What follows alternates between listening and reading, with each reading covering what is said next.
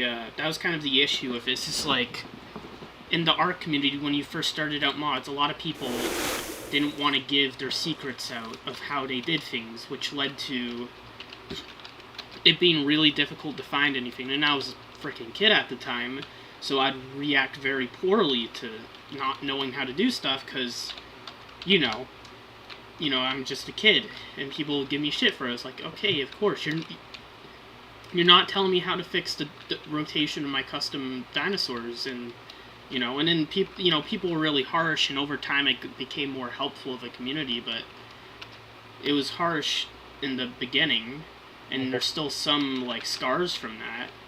And I kind of just am in my own corner now that Survival Ascended is out. I can kind of just have a monopoly over ARC. And then you have the FNAF stuff, which was the next like community I got into. And at first it was fine, the people were positive, but then people started to get negative because they were jealous that my games were being played by YouTubers. And whenever I went to ask for help for something, like say if I wanted to learn how to code something or do something in Unreal Engine 4 for my FNAF fan game, instead of getting help or any actual feedback or advice, people would just ask, they would be like this. I would say, hey, can I have help with Fredbear's AI? And they'd be like, Fredbear? Why are you doing Fredbear? That's wrong, you shouldn't even be doing that. Instead, you should be doing this. It's like, I want help with this. I don't want you to tell me why I shouldn't be doing this because it doesn't make sense to FNAF. And it's like, and then I'm like, dude, this doesn't help me. And they're like, oh, you can't take advice or criticism. And it's like, no, it's just that you're not helpful to me. You're just telling me to fuck off, essentially. And then the Sonic community was like the same, and it was even worse when I was showing off Sonic Extreme, because they didn't do what you did. You actually gave actual feedback. They were just shitting on me for calling the game Sonic Extreme. They just can't, like... And then when I respond harshly in response to that criticism, I wouldn't even call it criticism, it's just shitting on something. They get all mad. It's like, yeah, I'm not responding nicely to you because you're freaking shitting on my thing without telling me how to improve. You're just telling me, it's like a cop-out. You're just telling me, why is it called this? That doesn't explain the problem. It doesn't explain anything. And then with the Halo modding community, right? Almost all of those problems were the complete opposite, because everyone, like, not a single person in this community told me, like, asked me why I was doing dinosaurs. They helped me make the dinosaurs. They helped me do stuff. Like, everyone in the community has been so positive to me. Like, and I've gotten to meet like people like Masters or Kashira, like all these people, and they've been so kind to me. And most of the comments on the Steam page, and it's like people actually know how to give criticism. And maybe it's because the community's actually full of adults, rational adults who know what the fuck they're doing. Maybe that's the reason why, but that's why I've just been so happy and motivated to work on Halo stuff compared to anything else, because all of the harassment I've received in other communities, not safe for work, all of that, it's never happened with the Halo stuff. And I think it's because, well, it's just like, no... I don't know, I think most Halo fans are kind of aligned in the fact that, especially modders, that, we're probably not going to get anything good from Free for Free, and so it's best to kind of just help each other out to make something worthwhile. So, exactly. I apologize for going on a tangent about that. That was just something that No, really... you're not wrong. And again, that's completely fine. And you're kind of pretty much in the right spot here, because the thing about all this is that it really does boil down to, like, how these communities help each other, how they try to work together, and how they try to, like, push, for improvement. And again, like you said, with the Halo community, they've been shit on, they've been treated like garbage, they've been just absolutely just pooed on by 343 constantly. Not even just 343, it's the outside, like, everything outside the Halo community. Like, it seems like the wider gaming community just wants Halo to fail right now. So it's not even just 343. Because I think it's more because that Halo is kind of a legacy or a vestige of a time when games were something that people enjoyed, something that required quality to be behind. But since then, everything's taken such a downhill, and they're desperate to destroy, because at least that way they can say like, oh, there's no good like legacy characters left, or blah blah blah blah blah. They just want to see Halos fail, Yeah. because that way they can make some outrageously retarded claim that games were never good to begin with, and all the quote unquote good games are now gone, and it's like, what? Why? Yeah, it's I that's something that's been really bothering me in the past few days. The whole gaslight of, and we've talked about this before, but the whole gaslight of being like, oh, gaming isn't boring now. It's just that you grew up. It's just a gaslight, because gaming now is objectively worse than what it was before. Ever before. Yeah, and it's like Mhm. and the only reason people like say that very condescending and stupid statement is because they can't possibly defend how bad things are now, because it's just like you can't defend shit, so you have to say everything is shit. And I and, They can't say like here's a good example. Like they can't say, like, if someone enjoys something like, let's say, Redfall, for example, mhm. they can't say, oh, I like Redfall because it's fun, it's great. They'll say like all these little things, right? And then immediately you can point to the game and say, well, it's not a very good game because it's these problems, the gameplay's bad, this. Like there are visual, concrete issues behind it, and as a result, they can't go in and say, well, you're just wrong, because they can't actually defend it. They have to acknowledge the fact that, oh yeah, this is bad because there are visual problems. There are problems with the game that cannot be ignored. There are issues with the game that are literally in your face almost 24/7.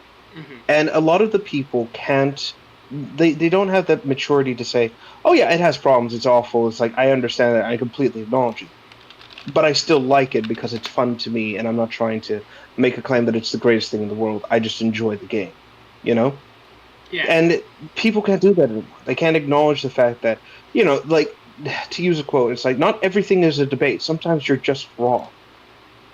yeah, And that's basically what it is. And they can't, for the life of themselves, acknowledge that they have to make, no, it's always bad. And that's where this whole like games have always been bad mantras come from, because it's their way of making it like, you see, it's always been bad, and my thing that I enjoy isn't bad because games have always been terrible, and blah blah blah blah blah. That's basically what it is.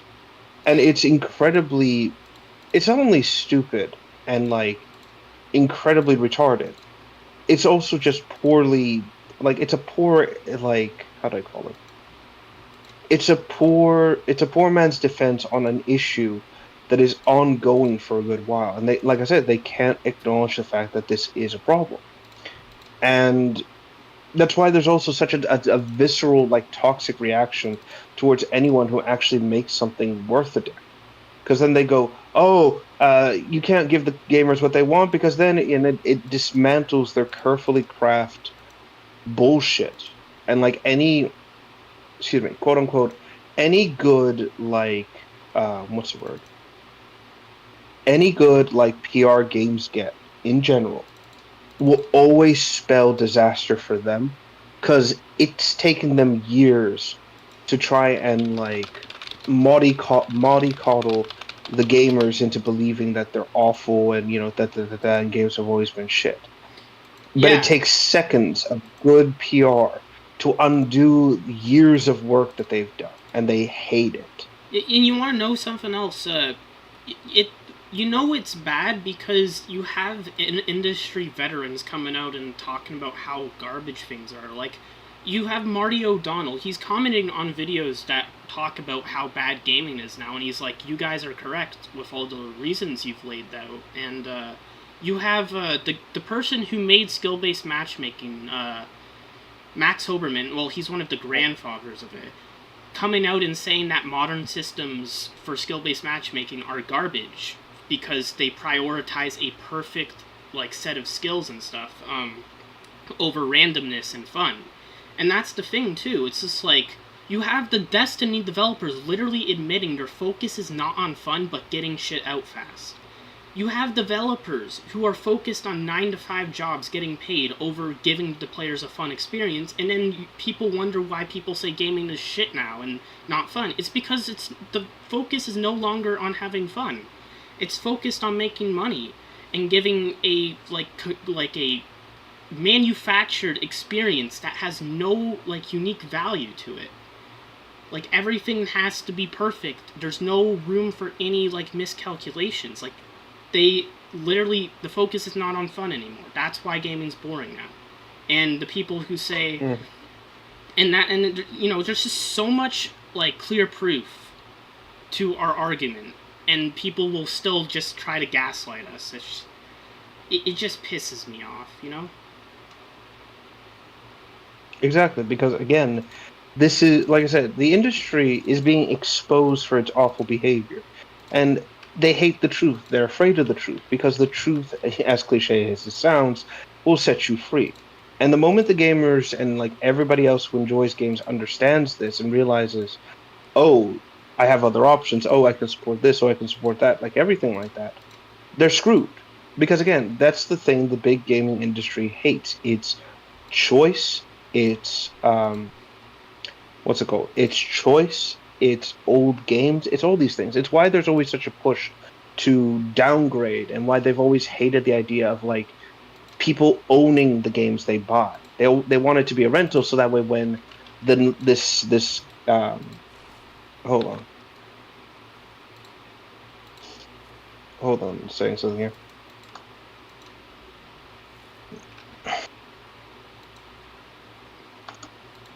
Hold on.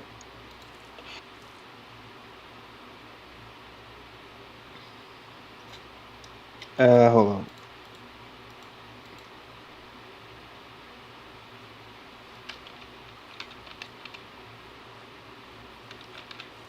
It's okay, take your time.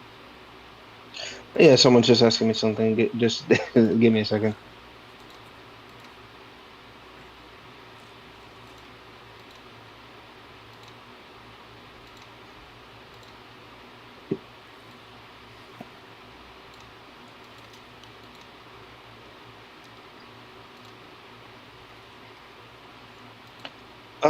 Let me see here. But yeah, it's why they hate it because again, like I said, old games, they it's why they want you to rent the games because as soon as the old game or the current game can't like all the money's been squeezed out, all the players are done, all these things, blah blah blah blah blah have been set. They can just go ahead and say, well, time to cut our losses because now we've made all the profit we could possibly make from this product. Shut down support, shut down this, cut the cord, yada yada yada. And then immediately the people who support it are left high and dry, while the other people wind up, like again, this is what's the word I'm looking for here. This is the most insulting thing because again, you are not only taking people's time and what's it called time and sorry, not only taking people's money, you're wasting their time. You've just told them all this investment that you've put into this show or this game or whatever. Yeah, fuck you for doing that. Give us your money. We stole your money. Now we're shutting the thing down you like or may have enjoyed. We're not giving you closure. We're not giving you an opportunity to be happy with it. We're not giving you any of this. We're just telling you to go fuck off and then come back when we have the new product, and then you can start at zero again. Isn't that fun?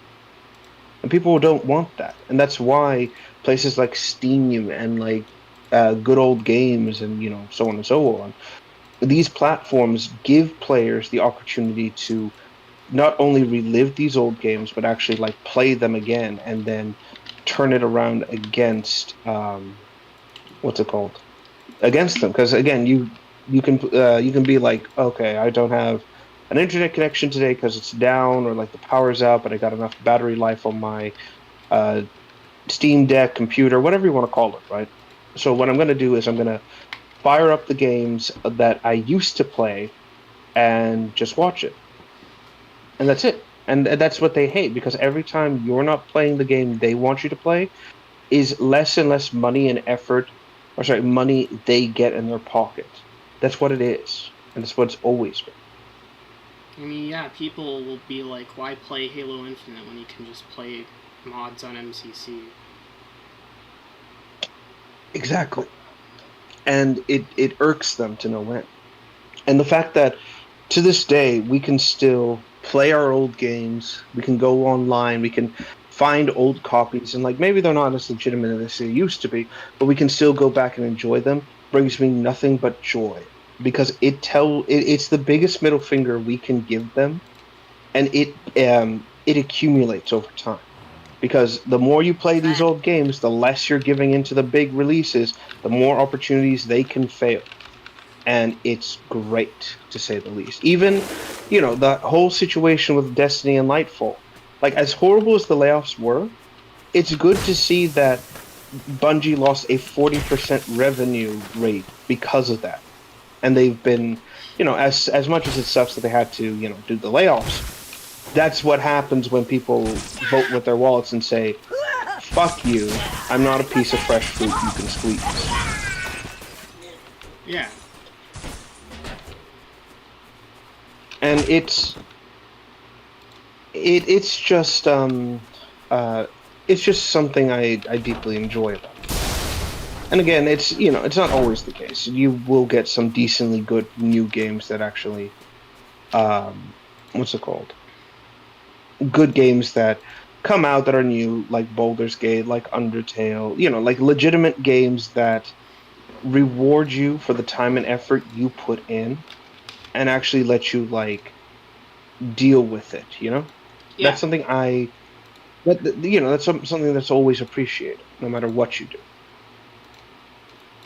Yeah, for sure. hmm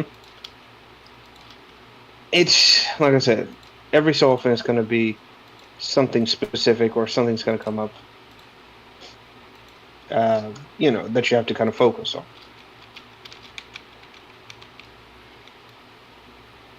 Um, and that's what I mean. It's always going to be these problems. It's always going to be situations where, and again, the gaming industry, all they want to do is just squeeze you for all the money you're worth, and it really does boil down to you saying no and stepping away. And it's a lot of times you also have to understand that just because the name of someone you like is attached to a project doesn't mean it's always going to be 100% good. Yeah, like Turtle Like Rock with mhm, you know. Back Full Blood.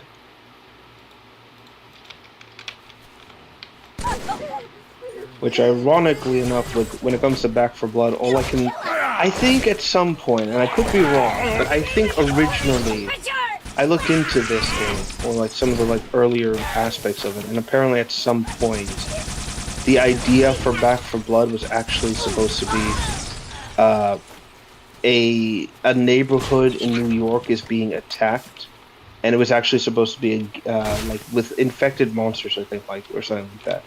And the original goal was that you were going to be playing a gang trying to fight back. That's where the title came from. Also, hello. Hey, how you doing? I'm I'm fine. good. Who is this? It's Spider. Oh, okay. Oh wait, what channel? Sorry, I don't have man? names in here. I think we're Oh. just in general. Oh. Oh, I was curious because oh yeah, I joined. I don't know. Oh well. But yeah. No, you're good.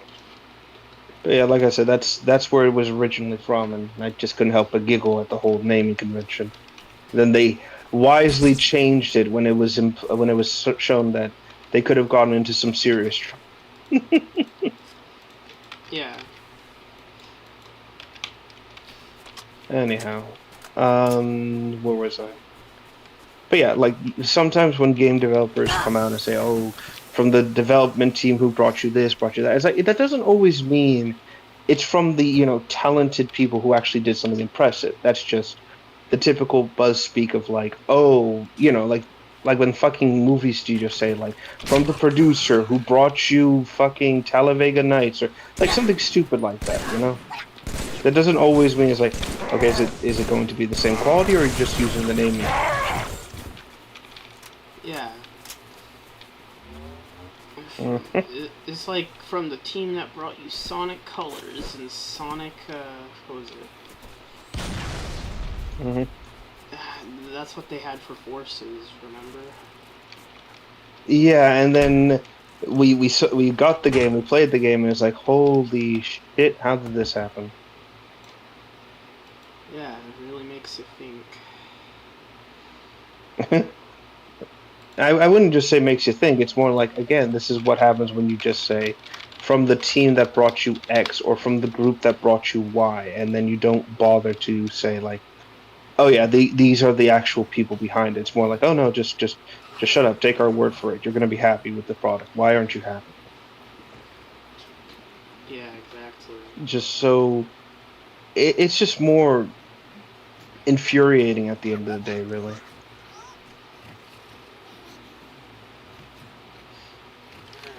Yeah.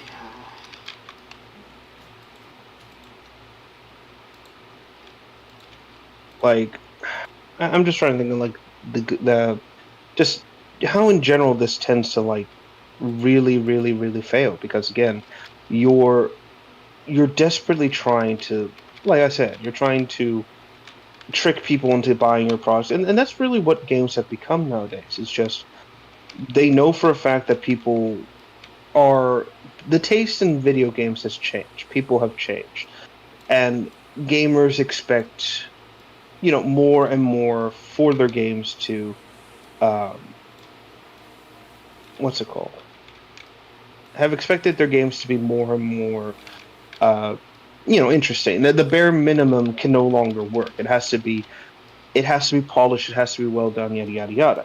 And so to insinuate or to get people's eyes on it or do these kinds of things, they oftentimes pull off shit that movie studios will do, where they'll just create bullshot advertisements and say like, "Oh, this is going to be in the scene. Oh, this is going to be in the scene. Oh, this, and this," and then immediately try to deceive you with, "Hey, here's this big thing going on," and then next thing you know, oh no, look at that.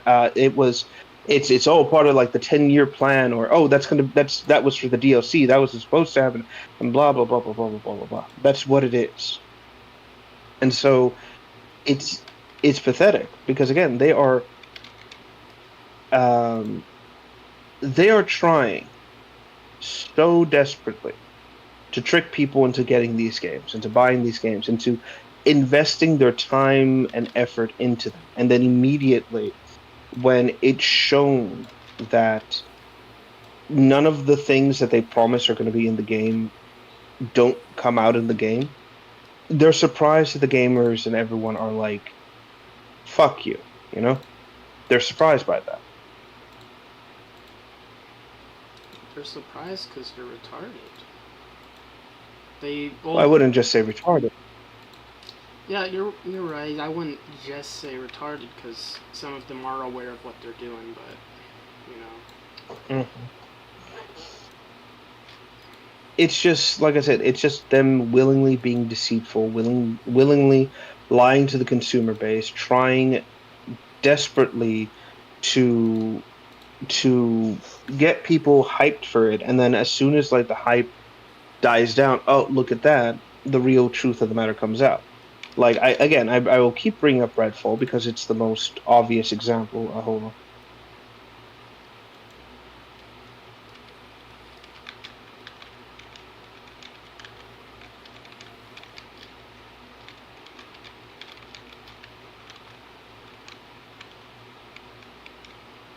hold on.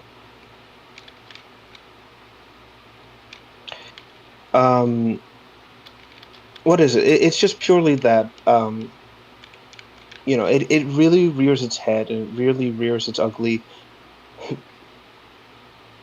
What's the word I'm looking for here?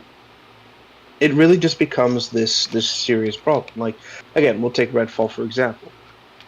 the CGI trailer for Redfall comes out, and they try to make it this big thing where they actively try to show or claim that Redfall was going to be, um, what's it called? Redfall was going to be something akin to the tabletop game, the Hunter, the Requiem, or things like that, right? And the idea was basically that it was supposed to be a team of four highly skilled vampire hunters investigating a town that had recently fallen to an outbreak, but they were not only equipped like the standard kind of like UV weapons, they were all skilled enough to use their own specialized equipment. And the goal at the end of the day was to take out the vampires, bring the town back to how it was, and then leave. Like the implication being that, um, vampires and werewolves and things are commonplace, but you've got hunters who are capable of like turning the tide, and they're basically like exterminators. And there was supposed to be like a more lighthearted brevity to it, like honestly, oh, this is going to be so much fun, or yada yada yada. And then what happens? The game is released, and it is this unpolished, demonically bad fucking disaster of a game that completely takes that whole, yeah, we're hunters with attitude and we have fun, to, oh, we're uber serious and we're here to do the right thing and blah blah blah blah blah. And then it just became this like incredibly melodramatic fucking disaster. Oh, hi, Tori. Yeah. Yeah, hi. Oh, hey, Tori.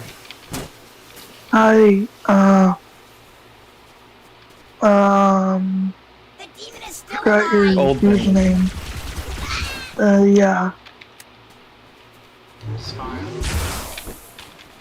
I'm just working on Halo mods right now. Oh, that's cool. I haven't been on here in a while. Yep.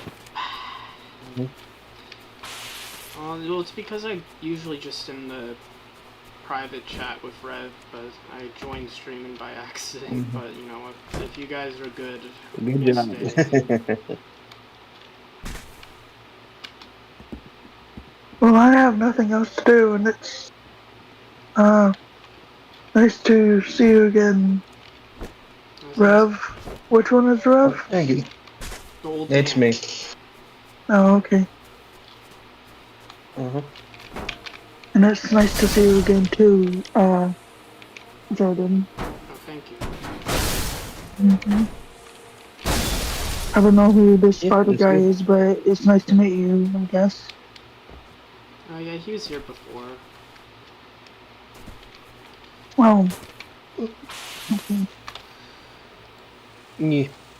Anyhow.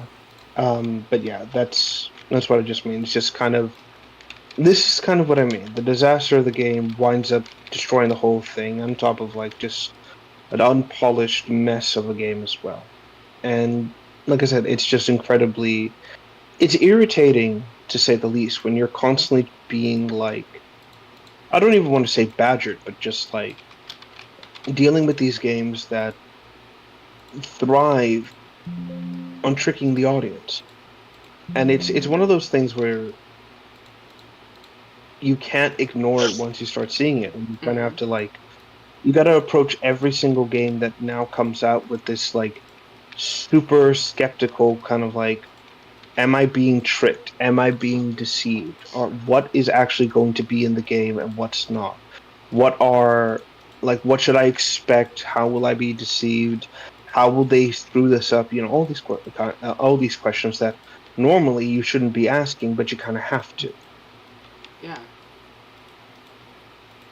Because again, this industry has gone from being honest with its consumers and telling them, hey, there's going to be a game with this and with that and that, to, yeah, it'll totally have this, and oh yeah, it's gonna have that, and it's gonna be this, it's gonna be that, and yeah, you're completely right. We're not gonna show anything, but we're reassuring that you are right about your assumptions, and we want your assumptions to grow bigger.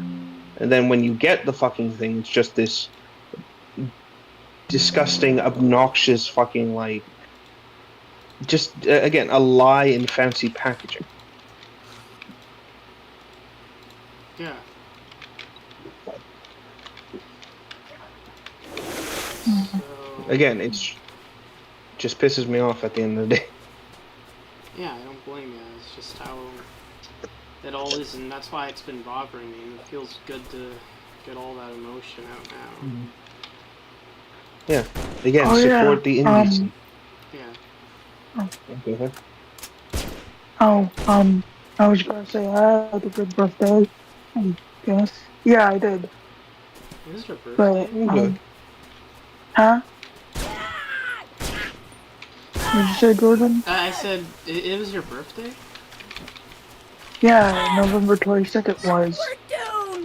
Oh, okay. I didn't Oh. know. That's I good. Well, good don't you that you had remember, a good Jordan? birthday. I should say. I texted you about it.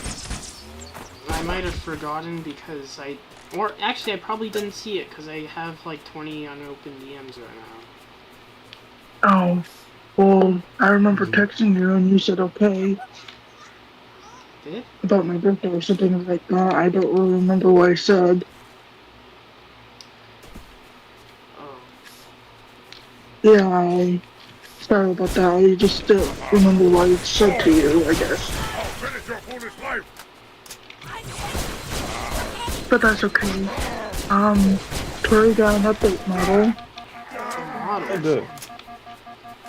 Yeah, I got an update model with Tori and Sona. I didn't know you got a model. Well, an update model, yeah. It's from, the guy that does, 3D models. Jordan, you don't mind if I send his, Twitter in here, do you? Why would I? I don't know, I just thought you wouldn't mind. Okay. I think he meant it as like, sure, go ahead. You know, like whenever you say, "Why wouldn't I?" Yeah, so Okay. you're good.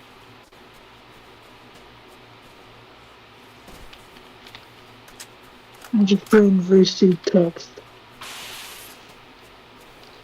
All right. We'll see in just a second.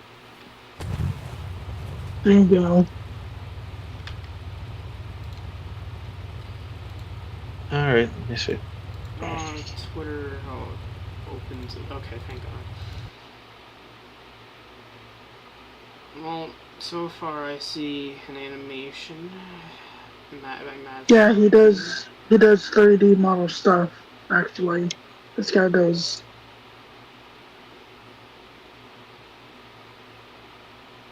I'm not saying that. It seems like Luna gets the views. Too bad I don't give a shit about Hash Brown Hotel. Or Hello the Boss, yeah. Sorry about that. Extras. I need a hash brown tonight. Yes. And yeah, I know it's a breakfast food, but fuck you. I'm gonna eat it anyways. But yeah, all I'm saying is that, your models are good too, Jordan. Thank you, because I really like it when people recognize the work I put into that. Oh, Exist. I like the Shima one. Oh, Exist got a model of his frickin' rodent. Yeah, his route or safe. Oh. We'll take a look. Yeah, but... Ooh, excuse me. Second. If this thing would fucking go... Okay, fuck it. I'm just gonna copy this over. Honestly, to be honest, I'm more interested in the star stuff, and maybe the Kayla Reach Cat Fic model I am working on, maybe. Okay, cool. Yes, that is something I do want to do because, and it actually plays into the mod, everyone. Because, I want to have, because in this mod you go to the iceberg, whatever. You play as a Okay. woman, right? And she has a big dump truck and I made it in response to Free for Free, not giving the Spartans dump trucks in Infinite. Now, that's a problem, because Spartans canonically should have a dump truck, right? I think we can all agree on this. I don't know who Sparks is, but okay. Oh my, you Zoomers. If only you knew about the Great Halo. Oh, I don't play Halo. What would To you be do fair- without me? I mean, to be fair, they also don't remember the Great Demon Invasion of 1980, so I'm not surprised. Well, they might remember the newer version of it, where you blow a hole into Mars. I obviously No, don't sorry, I remember meant to that. say- I only remember the Sonic Armageddon stuff that we did. Well, I don't see Mav Shark collabing with me, so I don't understand what the big deal is. I mean, where the heck is the Sonic Armageddon crossover? Oh, I'm just joking, don't worry. oh, okay. I thought you were serious about that. No. I wouldn't be serious about that. Yeah, hold on. Did you see Chaos Buns, Tori? Who? You. Kiss? You did. Here it is. Four. No, I didn't. Kiss who? Buns. B-U-N-Z. Oh, no, I didn't. Sorry, kidding. Like I said, I'm not on here too often. No, you're fine. Honestly, I don't blame anyone. It's a series me and Jordan have been working. Well, I write for it and kind of give a generalization of it. He does the animation work, and Goki does the character dialogue. Oh, okay, cool. Yee. So I can say just yee. Oh God, sorry, fucking back. Hope you're feeling okay. Yeah, I just I just did a what's it called? I just did a bad stretch. It's like, ooh. I like how Oh, so Stars this is ass where. is roaring Jordan. Mhm. So I'm just looking at this picture from November 24th, and it's, I think, Star roaring Jordan. Oh, yeah, the one Mike made of me up Star's ass. Yeah, that's hot. Yeah. Yeah, so I don't know. I want to do something with Star soon because, well, I have been getting the McDonald's, right? And I got the double Big Mac, but it has 6 patties and extra onions because I like the onions on it. So if Star was to eat that, I could get double McDonald's, if you know what I mean. Yeah, if you know what I mean, it's like.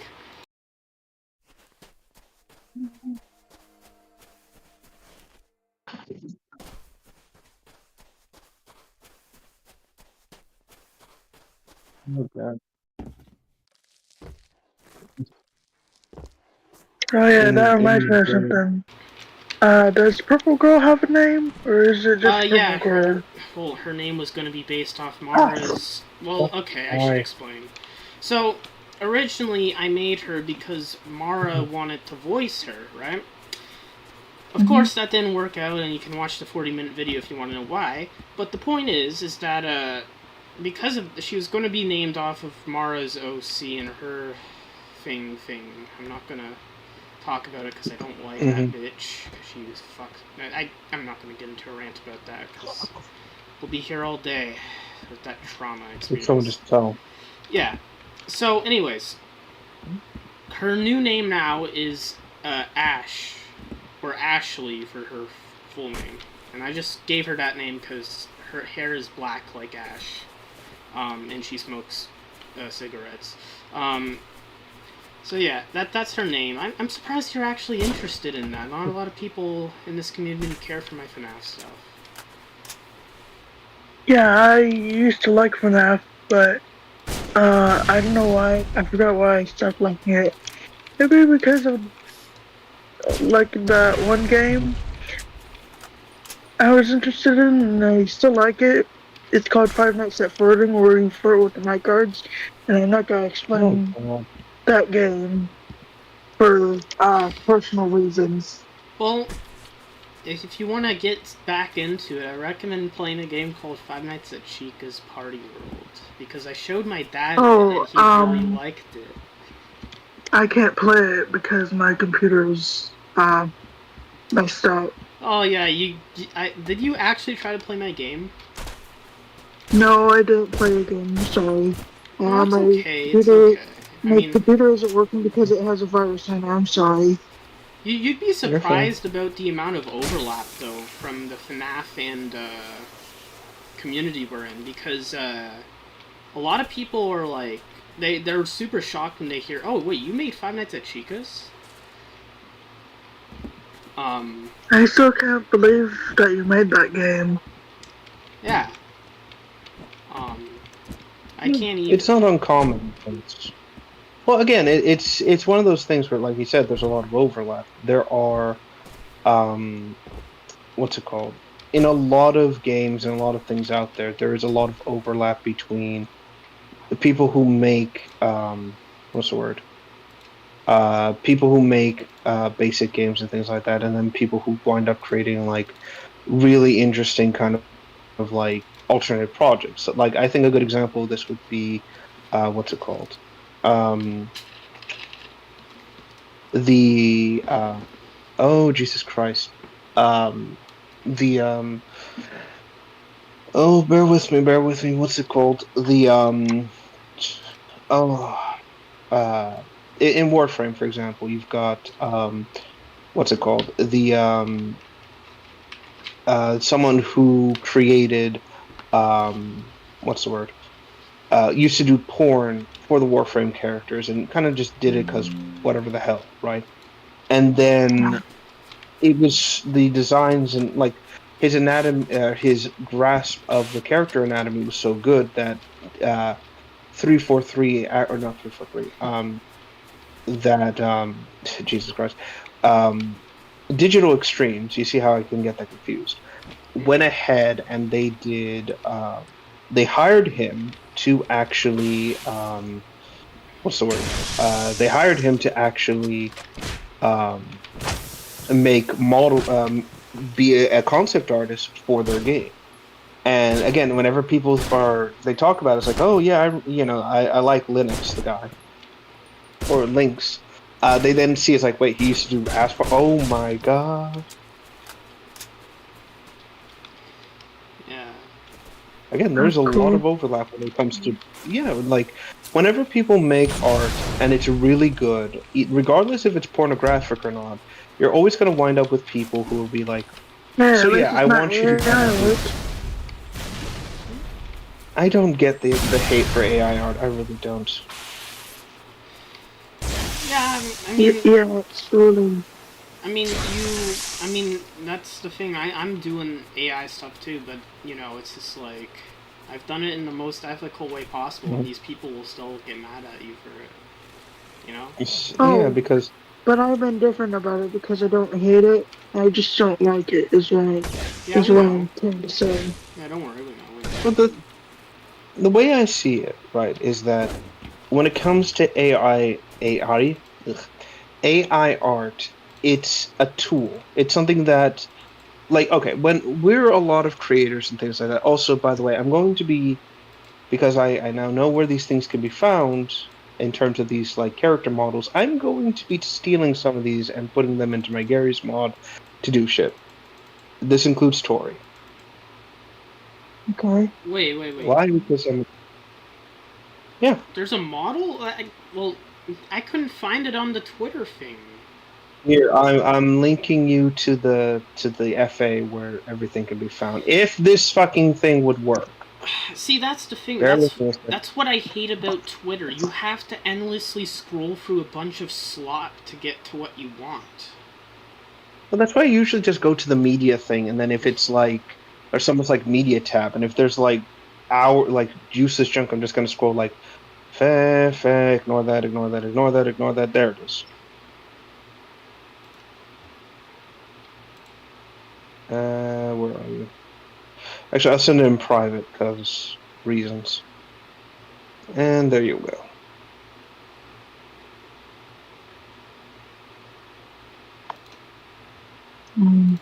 Oh, thank Who's Anyway, this so, I don't know Tori, if you guys. what Huh? I was going to say is like, what do you want to see when it comes to this thing I'm gonna make What thing? with Tori, with the character? Oh, well, I just sent the actual model of her. Mm-hmm. Yeah, well, what did you want to do with her, actually? I don't know. I mean, I'm flexible. I can do whatever the fuck people want. I honestly don't know. Do you need her for something? Do what? Do you need her for something? Like, Yeah, I can do lewd stuff. no, I said do you need her for something. I'm sorry, I'm having a hard time hearing what you're saying. One more time. I said do you need her for something. Mm-hmm. Sure. Oh, okay. I don't see what. I'll just see how it turns out. As for Eximo stuff, I'm just gonna do some random shit and just call it a night and say, "Hey, dude, I stole your shit." That Yeah. kind of. Wait, what? The No, my run out. Why? What's wrong? No, it's cleaning my PC.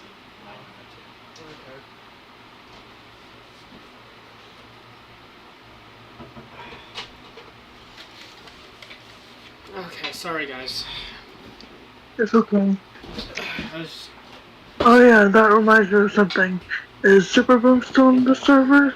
yeah, he doesn't talk that much. He kind of just abandoned me. Oh.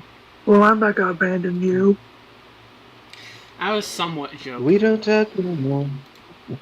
We don't talk anymore like we used to. Every time I hear Yeah. someone says, "Oh yeah, we don't talk anymore," it's like that's the immediate reaction every single time. Isn't that Justin Bieber song or something? I don't know. I've heard it in various places, and then I just kind of run with it. It's like, yeah, I'm just gonna bump my head to it. I think it's All a right. Justin I need Bieber to. song. If it is, I don't care. Yeah, I don't care either. I just like to use music as in a punny sort of way if I get an opportunity to do it.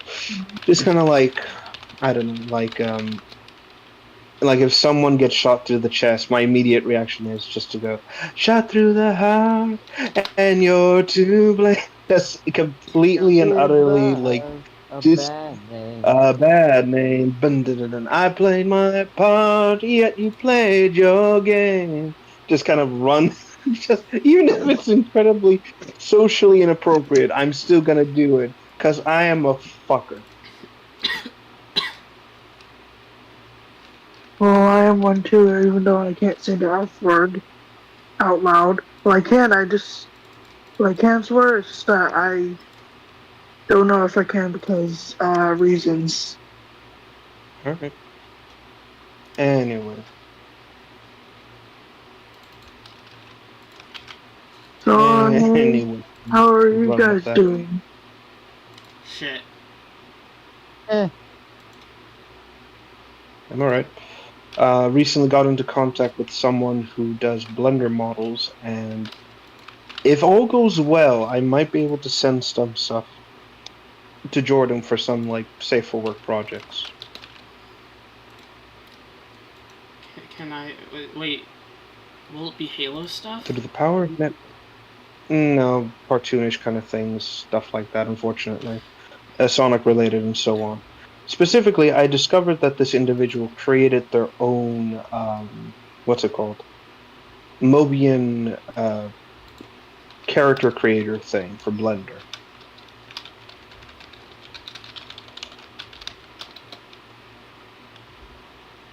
Oh. Yes, so if all goes to plan essentially, and if I can get my hands on some of these assets, actually I'll just send it. I'll send you a link to the person, and you can see what I mean. But first, I need to keep downloading these things. Oh yeah, Jordan, I like Hold the on. Roblox animation that you did of the cat from The cat. that one game. Yeah, the cat from that yellow cat from that one game, Animal Crossing. That Egyptian cat. What is it about those Egyptians that drive me crazy? I will not know, but... No, it was an animation. It was something you posted. It was new content. It was the Egyptian cat from Animal Crossing. I don't remember her name. Gonna be honest, Uncle. Tori, Uncle. that wasn't really Yeah. the highest quality thing. But I'm glad you liked it. Sorry, I Well, don't really. the main problem here is that this MA5K rifle is too thick, right? It's too thick, and the problem with that is that I can't make it unique. Oh, it's okay. At least you got your SFM characters. And that's what I'm in. Well, my girlfriend says she's in Roblox roleplay, so I'm gonna check out what she's doing. Maybe, well, let's see what she's doing. Cause I'm happy that you have. I'm happy that you have Rosemary. By the way. Wait, RPG? I thought this was RP. You freaking liar! How dare you? I wanted to. I'm not gonna say. Here it is. Found it. So it's mostly a forces thing. It's kind of like the what's it called? The thing I sent to you in terms of how you could create it on for like Source and things like that. But this is more for Blender. Basically, all the parts are there, as well as some mod-specific options. Theoretically speaking, I guess you could probably rip the heads and other assets and kind of use that if you need to. Oh, there's Sonic Forces ones? Unfortunately, but like I said, you could probably rip off the heads or reuse the heads in Blender, then take the Cabal Mystic or any other body mod and kind of smash them together in Blender, then export into Source, and there you go. And it's just the Cabal... I mean, the Sonic Forces ones are just kind of cucked versions of original cast members. Like, you have the Hedgehog, but the quills are so short and cucked. The blue balls. Get blue balls. No. I mean, technically speaking, I mean, I'm looking at this.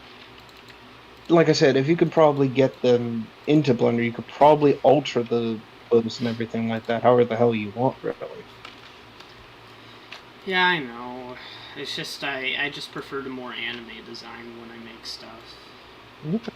I get you. I'm just, again, just throwing it out there. This is where it is. Bijou. No, don't worry. I appreciate it. I might use something from it. I don't know what. Because, I don't know, it depends. I mean, I usually only do Blender stuff if it's for games, because... okay, so you know how there's like a whole sunk cost fallacy? Maybe it's because I put too much effort into Source that I cannot get away from it, and I don't want to switch from it, you know? It's probably that. I mean, I'm not surprised if it was. Because people can be like that. Like, you invest so much time and effort, and you're like, no, I need to see this through to the end, basically. Yeah. I don't know. I mean, I'm gonna try and invest some time into making things like crash less. And I did that for a bit for Chaos Buns, actually, which is why I had I didn't have many crashes, especially during the vanilla scene we did. I remember you were there for it. Which is surprising. Again, which is surprising, all things considered. Yeah. It's like. Speaking of. And it's like. No, go on. It's just. I think it's because I lowered the quality of things, and I'm hoping if I can look at the stuff I do with, like, Star and stuff, because I think if I reduce some of the optional clothing stuff that aren't used, that I can hopefully try and get her model to, like, not destroy my source, and I can actually do more animations with her. If you know what I mean. No, I get it. It's one of those things where it's like, if everything goes as planned and everything is like on point, on brand, whatever you want to call it, right? There shouldn't be any sort of disaster or consequence to it. It's just kind of like straightforward, straight to the punch, etc., etc., etc. You know. But it's also one of those things where it's like, oh, good lord, everything could go incredibly wrong if we're not careful. Yeah, for sure. Hey, Jordan. Hi, Mega Tank. Hi, Mega Tank. Oh, you sound a little different now. It's my phone, and also, yeah, I'm just waiting on some kind of friends to come over. We're gonna go out for dinner, but I just figured I'd say hi. And Jordan, again, I'm really sorry about you getting hit by a car, but I want you to know that I care about you, man. Thank you. I appreciate that. Yeah. Also, if it helps, if you want, I'm not saying you have to like start it, but if you'd like, just so it can help you out, I can pay you early for, like, since I'm on the commission list, though. I can pay you advance. I've done it before, and I don't mind doing it. I'll think about it. I'm kind of busy with something right now. I'm working on it. That's completely fair, and it's completely optional. Okay. Yeah, but I mean, it's good to see you. What are you guys talking about? What were we talking about, Rev? I can't really think about marriage or something. Alright. Okay. Also, hi, Mega Tank. Hi. Just trying to think. No, I think we were just right. We were just talking about the project itself, and like if everything goes as planned, nothing should what's the word? Nothing should like get completely and utterly derailed per se. Yeah. Because let me see. Because everything seems to have been going fine, except for any burnout I've had. But that's just because I've just been doing a lot as of late. I understand. Also, I did want to bring up, like, not to change the topic too much, but there is an indie game I did want to bring up. Yeah. Recently that I've been noticing, and it's catching traction. It's a little horror one as well. Apparently, there's two games. One is called, quote, The Friends We Left Behind, and the other one seems to be called Imaginary Friend Asylum.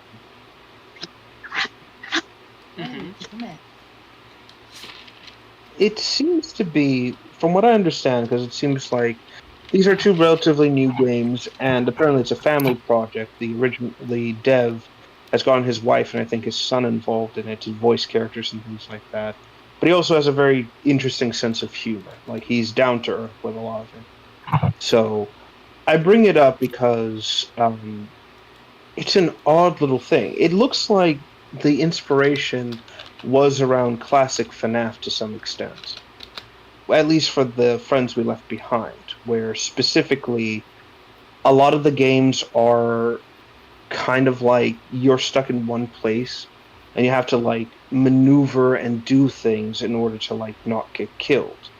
But at the same time, it's not the same like sit on a desk, check the monitors, yada yada yada. It's do something specific based on the imaginary friend you're dealing with at any given time. So the premise is you come to an asylum. You're a detective. You're going to an asylum for children that was abandoned, and you're following up on a missing persons case, basically. when you get in there, it turns out that the asylum is being run by um, is abandoned, but the imaginary friends are still there, and they consist of, if I remember correctly, about hold on, one, two, three, four, five, six. So six characters in I total. gotta go. I gotta take a call. Yeah, go ahead. Yeah, go ahead. Go ahead. Hmm. Six imaginary friends in total.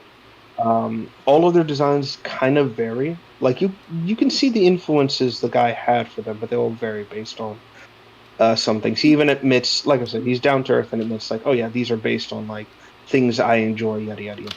Anyway, point is that the first two is a game about using sound and these balls to like distract and find out where the imaginary friends are going to come from.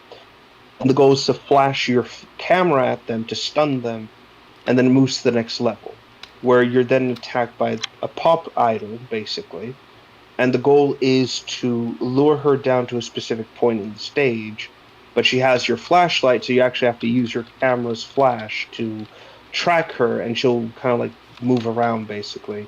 You stun her with it, take your flashlight back, and then run before getting knocked out by another imaginary character and put in a padded room. And the goal is to use the doll, like actually use your flashlight to lure the doll the character has to the bed and then restrain it.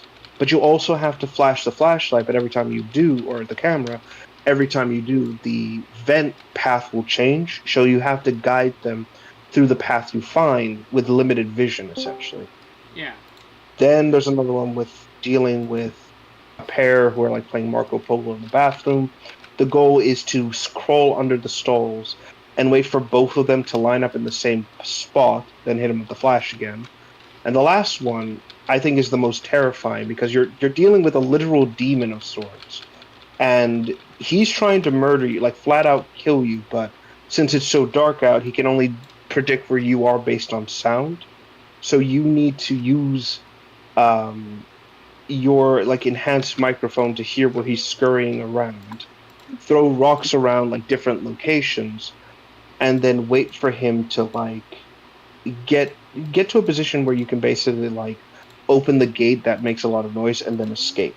It's a very short game, it's very hectic, very chaotic, but it's incredibly creative. And again, the implication being that these imaginary friends essentially used to have kids, but the kids are gone and they've kind of gone insane. So it's kind of like a twist on the animatronics almost, Yeah. I mean, games like that are which I think, pretty good, you know? you know, the prequel to this basically reveals that so your character actually came from the asylum, and the prequel game is incredibly depressing. It's not the same thing. Basically, you have to go from place to place based on like certain situations, certain circumstances. It's more of a, I want to say, security breach sort of thing, but essentially you have more control. You interact with the characters, you meet the imaginary friends who are attached to the kids. I think the era in which you're um, what's it called? Oh, Rev, The era in which you shoot me. can we switch I mean, to your shoot. private channel for a sec? Yeah, sure, hit me. Okay. Oh, sorry, I just want to... It's just... There's too much background noise from other people, and I just wanted to switch to here, if that's okay. You're good. You're good. Yeah. But yeah, so basically, it's all about a game about running around, doing things, basically having to deal with essentially you're just kind of like focusing on all these like you're given specific tasks, you're given like 50 seconds each.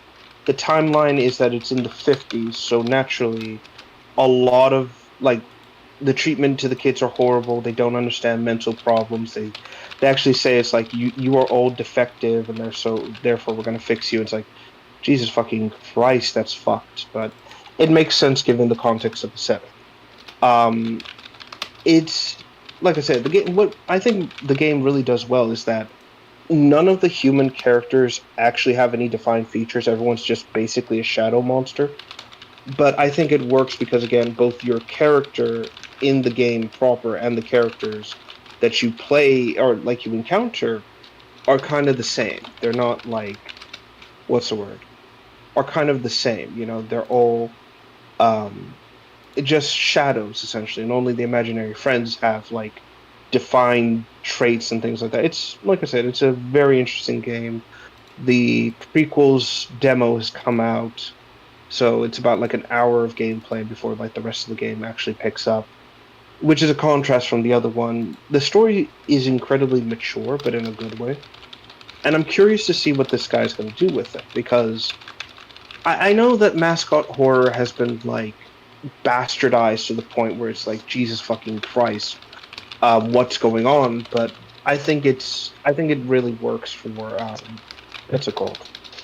You know, for what it is basically. If that makes any sense. Yeah, I think I know what I mean. What you mean?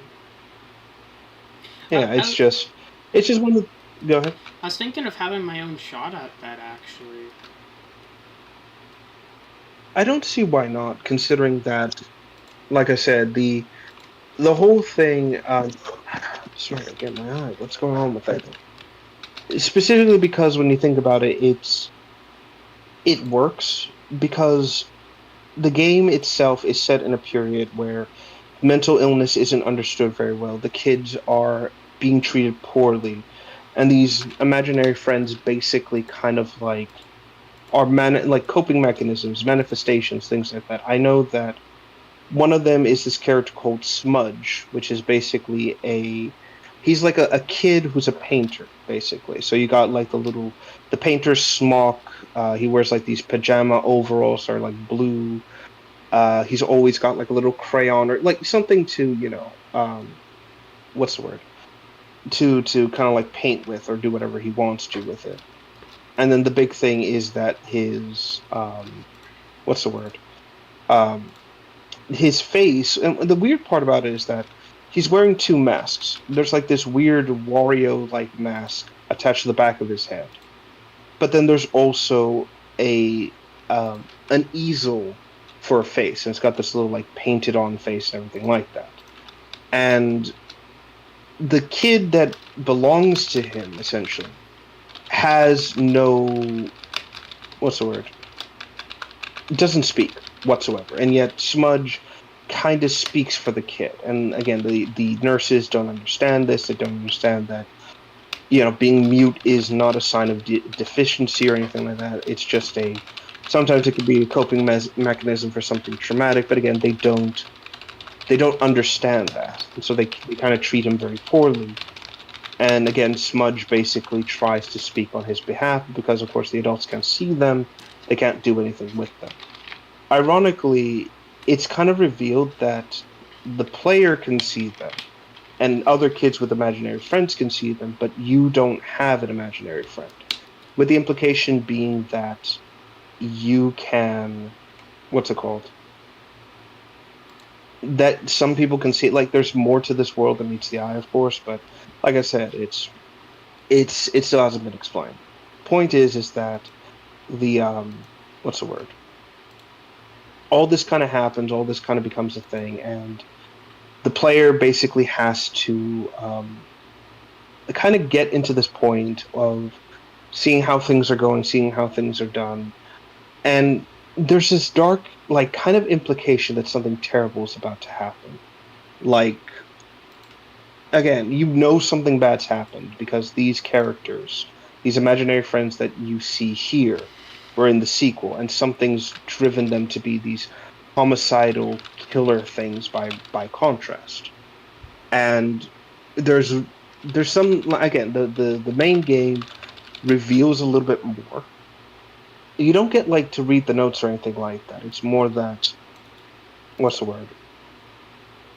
Um, you get there's this brief moment, this brief snippet where the character finds what's the word? Finds a letter that he wrote, and specifically to a girl called Annabelle. And she, what's the word? And in the note, it's revealed that, what's the word I'm looking for here? Um, in the note, it's specifically. I'm trying to think of the right word here. It's specifically kind of revealed that oh dear. That they mentioned to the, he's mentioning, it's like, I hope everything, you'll be fine. I hope this works. Blah blah blah blah blah. And then it's kind of the big thing he mentions is that good luck on your, this thing they call lobotomy. And then you realize immediately what's happened because there's this moment where you meet her imaginary friend, the aforementioned demon called Pookie of all things, and he is unstable. He is soft spoken, intelligent, but he wants to know where Annabelle went. And it's clear that he's desperately, desperately trying to find her. And the implication is that whatever happened in this place, because a fire does kind of burn this place down at some point, but the implication being that after the lobotomy, Annabelle wasn't the same, and she kind of just left him. Which again seems to be the implication for all these characters. The kids abandoned them once something happened to them. Either they died or they got quote unquote cured and were never the same. Something like that, basically. Damn, that's fucked up. Mm-hmm.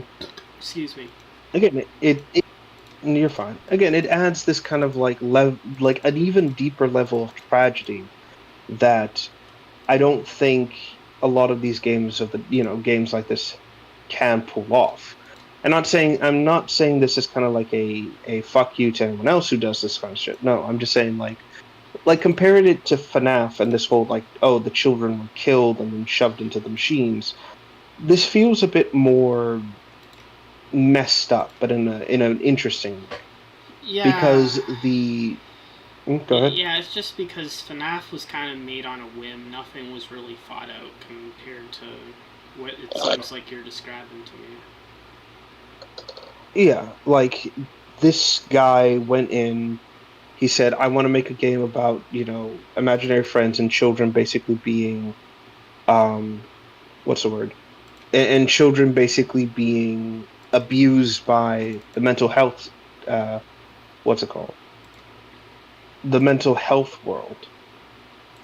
And immediately you kind of see where, um, and just how fucked it is. And I think that's kind of what I think he succeeded at kind of capturing this very well. And I kind of, like I said, I deeply enjoy it. I like the kind of concept this whole thing has. And it's one of those rare games where you can see the jank, you can see the problems, but it's not like, oh my god, it's so terrible, like, fuck this game, blah, blah, blah, blah, blah. It's more like, oh, I see what he's trying to do. And with the limited resources, it's actually something that has the potential of being something really good.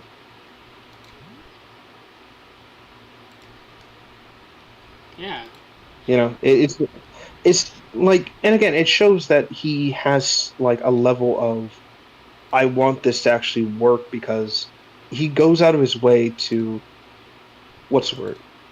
He goes out of his way to actually make this like game and try to like really make it. Like it isn't just, I've got the most basic kind of like idea and I'm not really going to um put a lot of effort or put a lot of work into it, right?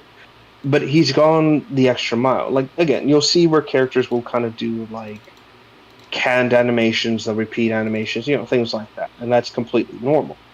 But again, it's one of those things where it's like, yeah, I see it, but this is, again, I think someone's like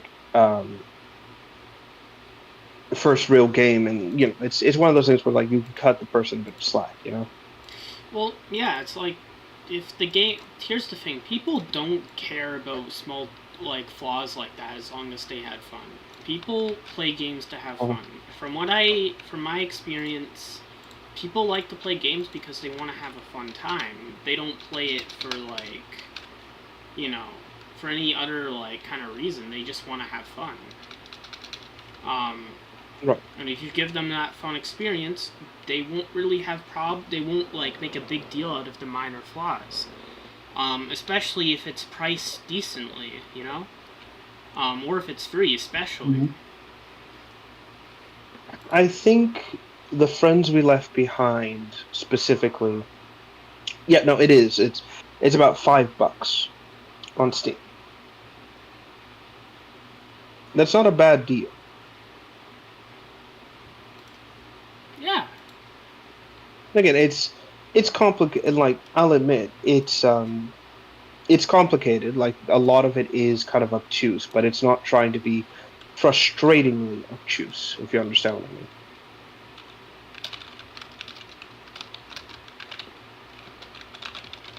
Or if you get what I mean, I should say. Yeah.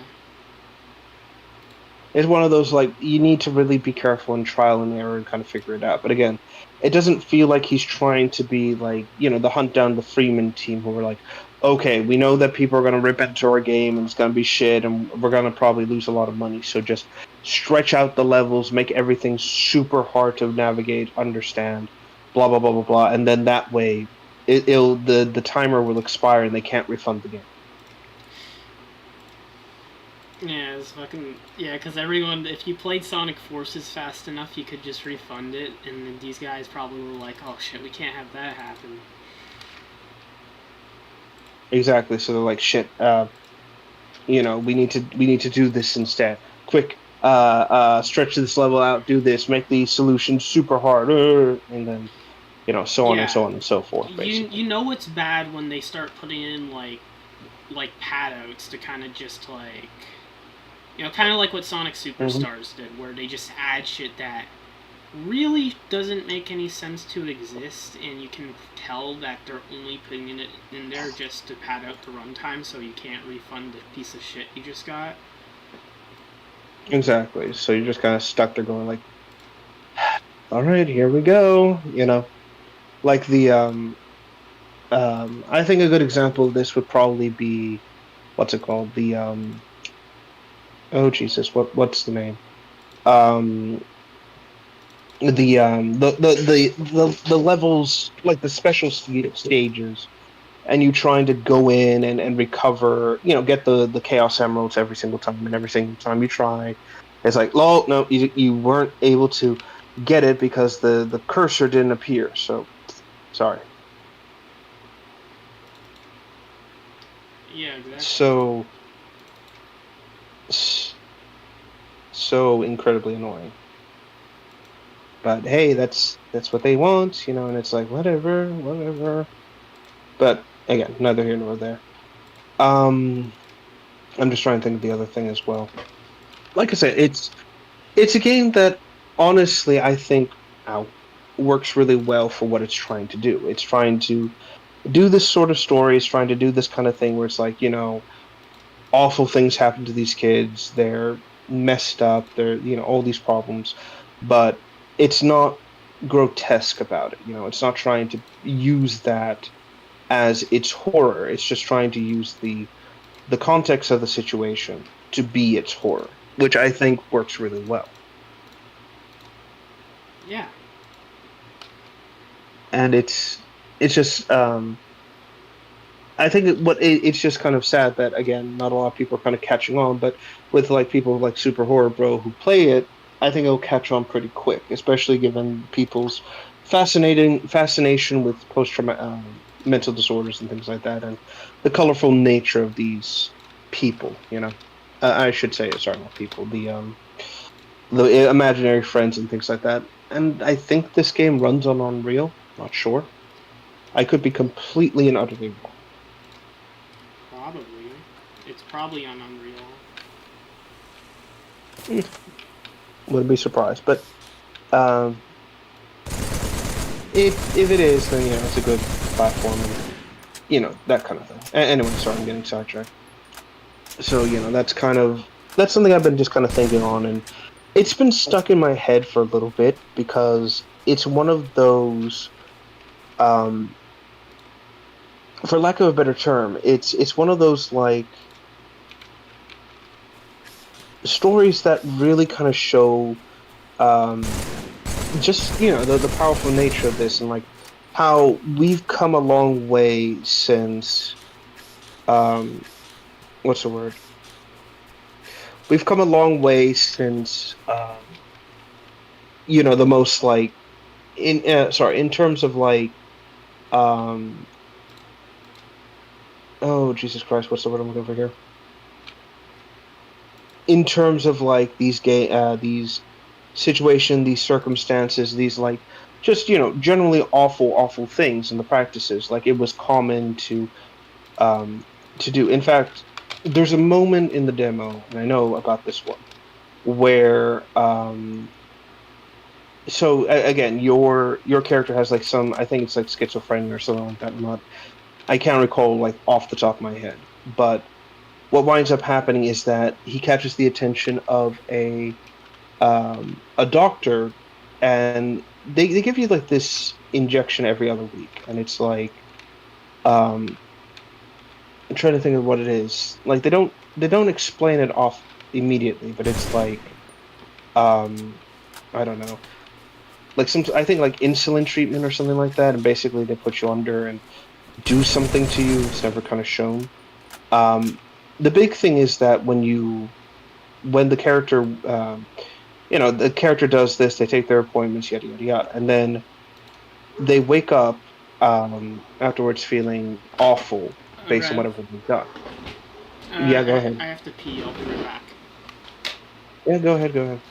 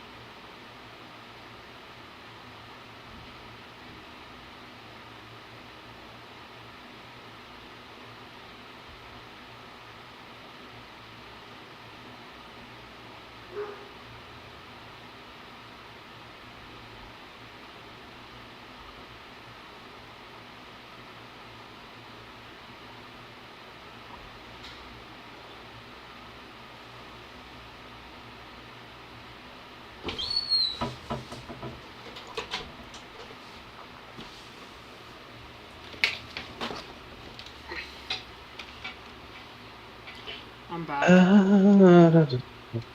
Welcome back. But yeah, where was I? I Oh do God, not hold on. know. Right. So the character undergoes like these injections. Pretty. They don't know what it is, but they're just kind of like they have to go with it.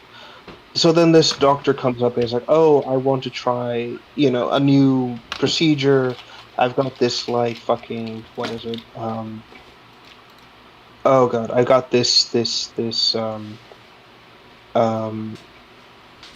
oh God, new ingredient he wants to add into it, right? So then they inject it into you, something terrible happens, you wind up like having a fever dream of some sort, and it's revealed that the doctor injected you with a virus, like something to cause a fever.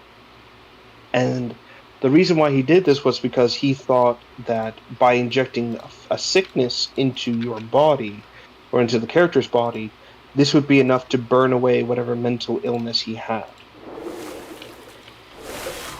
Fuck, that's screwed up. Yeah, and that, like I said, like you're getting off easy technically when it comes to all this kind of shit, but that's what I mean. This is a good reflection of like 1940s, 1950s um, American like mental health system and how they really did treat people and really like went out of their way to like just do these awful things basically. And of course, because these places had such low oversight and like not a lot of people gave a shit about like what was happening, because again it was like just like how nowadays we're basically told shut up bigot, listen to the experts and shit like that, right? It's kind of the same thing here, where basically people who would try to challenge it could be declared mentally insane, or basically told to go fuck themselves because they don't know what they're talking about. The experts clearly know, and so on and so forth basically. Yeah. And like I said, it goes to show how like absolutely fundamentally fucked this whole thing was, to the point where you just kind of sit there and go like, what was even happening? But again, it's one of those games that I kind of encourage like a cursory look, a quick kind of like examination, and then really kind of like to kind of get the ball rolling basically. Yeah. At least in terms of like how curious or interesting it could be. Excuse me.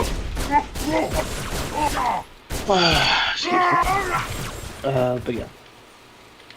In fact, now that I think about it, I can't help but admit that mascot horror has kind of like hit a new low in a weird way, Yeah. Run away! And I think it's because Garden of Ban Yeah. Ban. All that shit. well, I think it really came to light with Poppy Playtime and how essentially that game really, what's the word I'm looking for here? Hold on.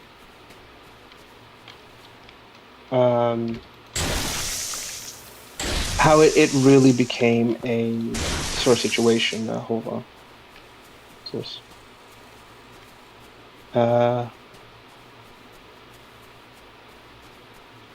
Okay. Things like that essentially. And as a result,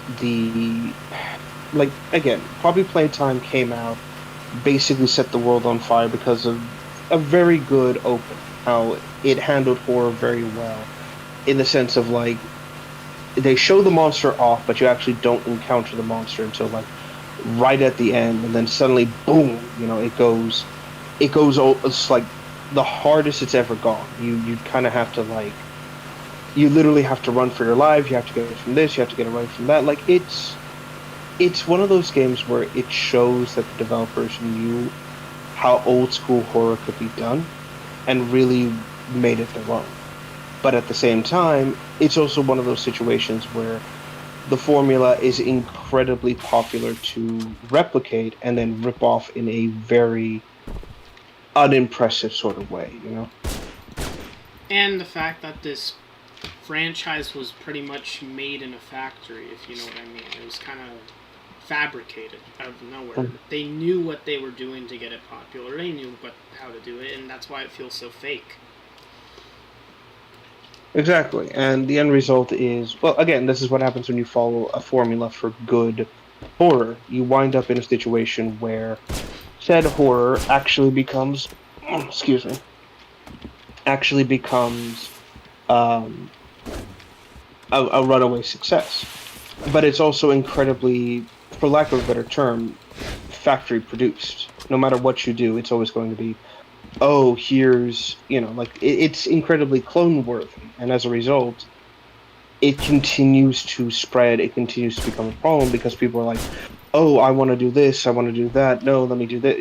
People tried to take something that they don't, what's the word I'm looking for here? They tried to take something that was good for, its time or whatever. And instead of like learning from it and learning how to like evolve off of it, they all kind of like replicate it over and over again. And it's always the same thing. Introduce cutesy character, introduce situation in which cutesy character becomes a monster, basically. Introduce horrible experiments with the flesh or whatever, and that's it. That's all. That's the steps you need to follow, basically. And it really shows its ugly face because it's just one of those problems. Just like how there was 100 different FNAF games that were spawned because of the success of Five Nights at Freddy's, so too has Hello Poppy created a massive wave of clones in the similar vein, basically. And the end result is exactly what we wind up finding. It's this trash for the sake of trash, basically. You know? Yeah. And I don't think there's any other way to really put it. It's just kind of like here's the abomination, here's the problem, here's the beast we created. Now we got to live with it, essentially. And even before then, it was just shit. No, actually, ironically enough, now that I remember it, I do remember one. I don't know if I mentioned this one before. I probably did, and I'll say it anyways. This um, FNAF clone that was created a while ago, but kind of became a success because of a song and not much else. And that was 123 Slaughter Me Street. Yeah, that. No, the developers of that game. Yeah, I remember their stuff. I mean, was it a FNAF clone or? Because Yeah, so the concept. Yeah, go ahead. the games were kind of different, though. You know. Well, the first one I'm specifically mentioning. So, Yeah. um, yeah. So let me get it here. So basically, it went like this. So, 123 Slaughter Me Street was basically, if I remember correctly. Actually, let me pull it up here. So, 123 Slaughter Me Street was started off as a FNAF game, a clone game, and the premise was you were playing a criminal who was just trying to escape from the cops, and then he winds up falling into a building. And what wound up happening is that you're now being hunted by three monsters who are trying to murder you, and they're like demonic Jim Henson creations. So they were the first one you would encounter was the follower, then you would encounter the greeter, and then you would encounter the waiter. And basically the gameplay cycle was basically it was the same like FNAF. You would click a button to move forward, click a button to look back, and then click the directional buttons to look into the doorways. And the goal was you had to keep moving forward to avoid the follower from getting to you, but you also had to stop at certain doorways because the greeter would pop out.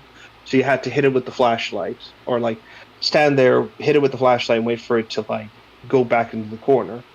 Uh, but you would also have to like keep your ears open because if the waiter was in one of them, you'd have to spin around and then hit it with the flashlight again and cause the greeter to or the waiter to get stunned so you could run away. If you didn't do these things, you would get caught and would reset.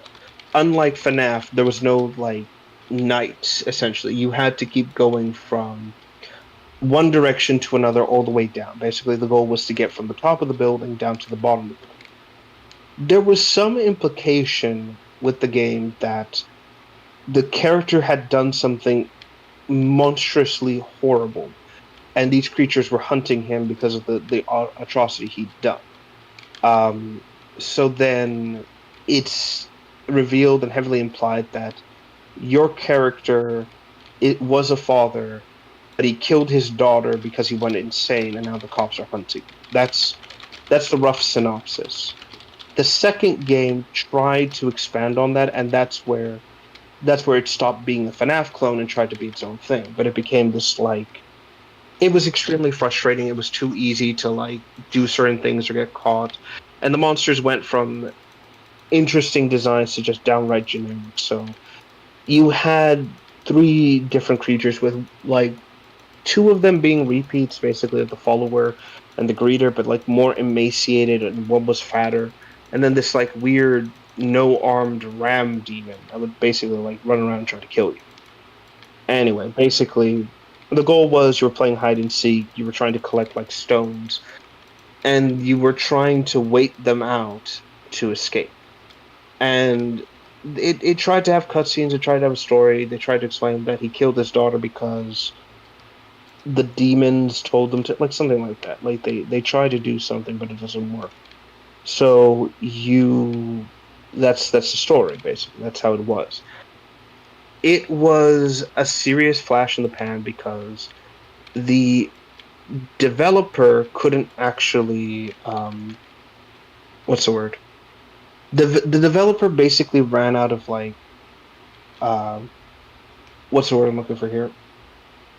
Inspiration. Basically, he kind of like ran like the success came to him too quickly. People were basically like, "Oh, where's the sequel? Where is it?" Blah blah blah blah blah, and it just became too much. So he just kind of like he didn't do anything with it. Basically, the momentum died, and since then he's not been able to really like create anything as popular as 123 Slaughter Me Street. To the point where I don't even know if he's still making things or if he just kind of said, "Eh, fuck it." He made an Like, let me see. interesting game. No, I don't disagree. Well, I Yeah. mean, after it, he made an interesting game where you actually have to read bedtime stories to keep monsters away, and you have to actually use your voice to do it. Really? Yeah, you have to. These goblins come after you, and you have to read a story about the goblins to keep them away. And you have to Okay. use your actual voice, right? And you have to it's kind of like FNAF a bit as well, but it's kind of like an interesting twist on it. All right. What's it called? Crap. I remember watching Corey Kenshin play it, right? But the problem is I don't remember what it's called. Google. I also blame. I'm Let gonna me see. figure out. I said. Oh, No, go on. okay. Developer. Yeah, it's Midnight Evil. Yeah, it's Midnight Evil. That's what it is. And they Let me didn't see. make anything else after that, unfortunately. Which again doesn't surprise. Yeah, there it is. Midnight Evil. Which doesn't Sucks. surprise me because again, this is what I mean. The guy, like, it seems that he is kind of like what you used to be. He'll create something, kind of make it, but then kind of be like lose focus. Not even focus, just inspiration. Kind of leave it like, nah, I'm not gonna do that. I'm not gonna do this. Like, and I don't blame someone for like burning out on their project to the point where it's like, nah, I'm good. I'm good, chief. Which again makes sense. But I think a lot of the success came from like again his game 123 Slaughter Me Street. I think a lot of the inspiration or a lot of the support came in because of the games, DA games, and I'll give him this. The guy's got a talented voice. He can be funny, but there's something about him that kind of rubs me the wrong way, in the sense of like, how do I put it? Um, Hold on, let me actually check what he's been up to. Um, in the sense of like, how do I put it? There's something about him that kind of puts my "there's something wrong with you" instinct into overdrive, but not like in a flight or fight sense. It's more like in a "I'm going to keep my hand on my pistol while we talk" kind of thing. Like, this person is a threat to me, but not so much as a threat that I need to like keep him at arm's length, basically. If you get what I mean. Mm-hmm. And like I said, I think where this really kind of like spawns from, I think the really big thing, I think it has to be the fact that I think he's manipulative, and in the sense of like, I don't know if he still has I don't know if he still has the video up, or it was his like try not to laugh videos, right? And in it, he was specifically like super depressed or whatever, right? Like super like, oh, I'm so tired, like not happy in the slightest, right? And he kind of goes on, and the whole time he's just miserable. People are trying to make him laugh. He's like, oh, I don't feel right. Like, yada Wait, yada who is yada. this again? But it Sorry. didn't. DA games, the Oh, yeah. games. Oh, okay. Yeah. So there's, like I said, it's something that, like, how do I put it? It sets me off, and like, what's the word? He was. I'm just trying to think of how like to kind of say it, because I don't want to say it. Like, I don't want it to come off as me saying like, oh, that fuck bird or something like that. It's more like it's something about like when you say like, oh, I'm depressed, blah blah blah blah blah, right? Or anything like that.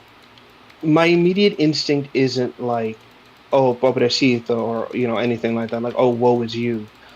It's never like that. It's usually like, nobody says this if they really are depressed. I don't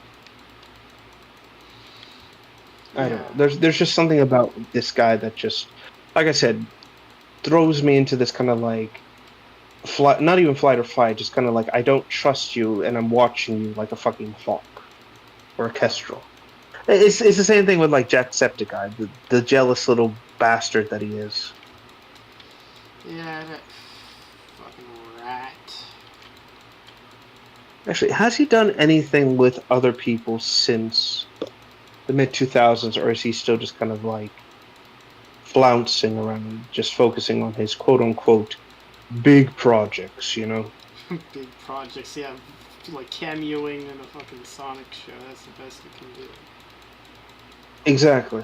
It's one of those like, hmm, you know, like that kind of like, something about this doesn't quite feel right, Chief, and I can't ignore it. Yeah. Let me see. Hold on. I'm just gonna look up his YouTube channel. Check. Here it is. All right. Let's see here. All right. So his latest video. Hold on. Let me see here.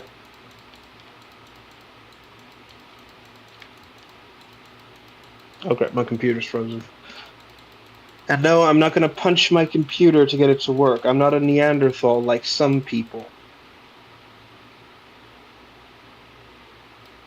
Just slowly looking over a DSP. Oh, yeah. Why aren't anyone You know, watching my streams? I want punch, him punch, to. punch, punch. I just want him to fucking play Baldur's Gate so I can watch him fail. Well, again, that's what everyone wants him to do, because it's funny. Because a lot of this, for a fact he's going to be raging. For a fact he's going to be like just screaming, "Wow, this game's so unfair! Like, why are my rolls?" And all this kind of shit, right? But he doesn't want to do that because, okay, here we go. Starting. All right. I just looked at Jack's thing. He's just doing like so many fucking clickbait fucking things. It's just, oh my god. Like, once addressing the rumors. If you see this game restarts, blah blah blah blah blah. Something really wrong in this town.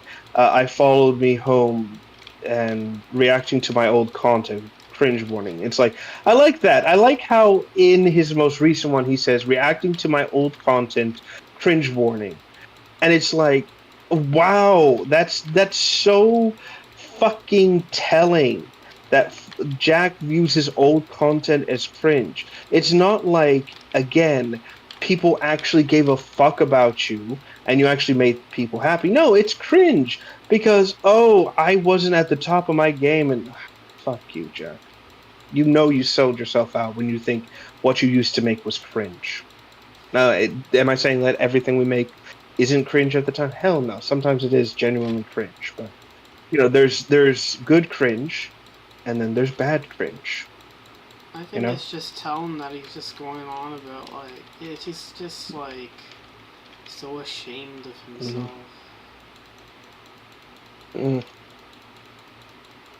No, sorry, I won't say he's ashamed of himself.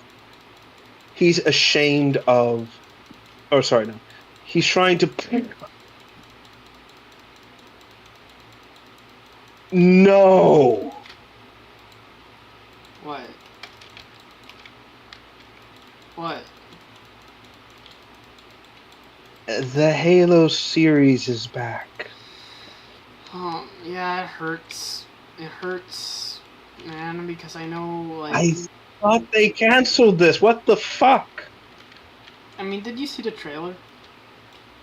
I'm looking at it right now. What the fuck am I looking at?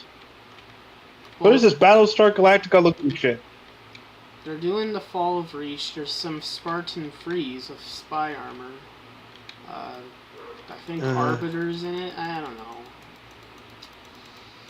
Who the fuck's gonna watch this? It's Like, because I'm upset because now it's Halo's turn to be the internet's punching bag again. Yay! I'm so excited for everyone to shit on a franchise I love. I'm so excited. You know, it feels. You know what? I feel like this is like with Sonic fans, right? How they were the punching bag. Now it's just Halo that's like that.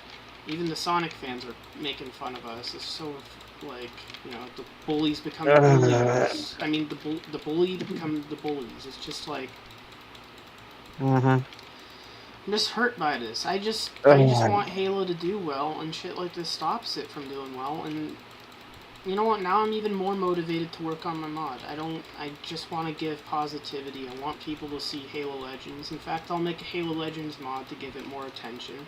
I want... You know what I'm gonna do? What are you gonna do?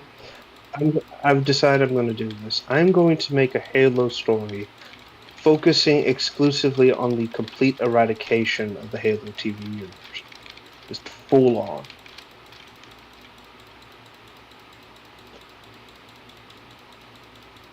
Just to get that hatred out there.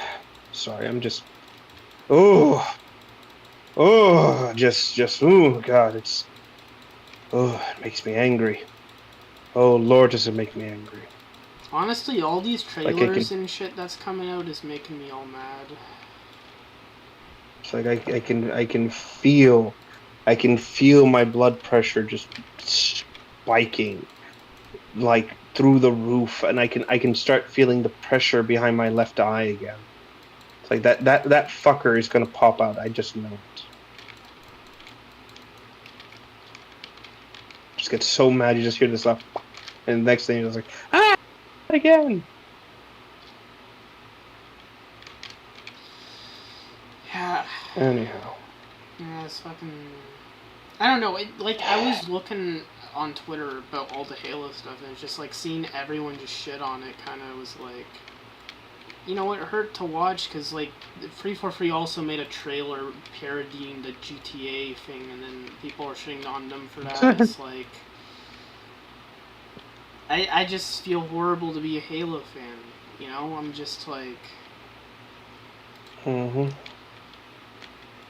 It just...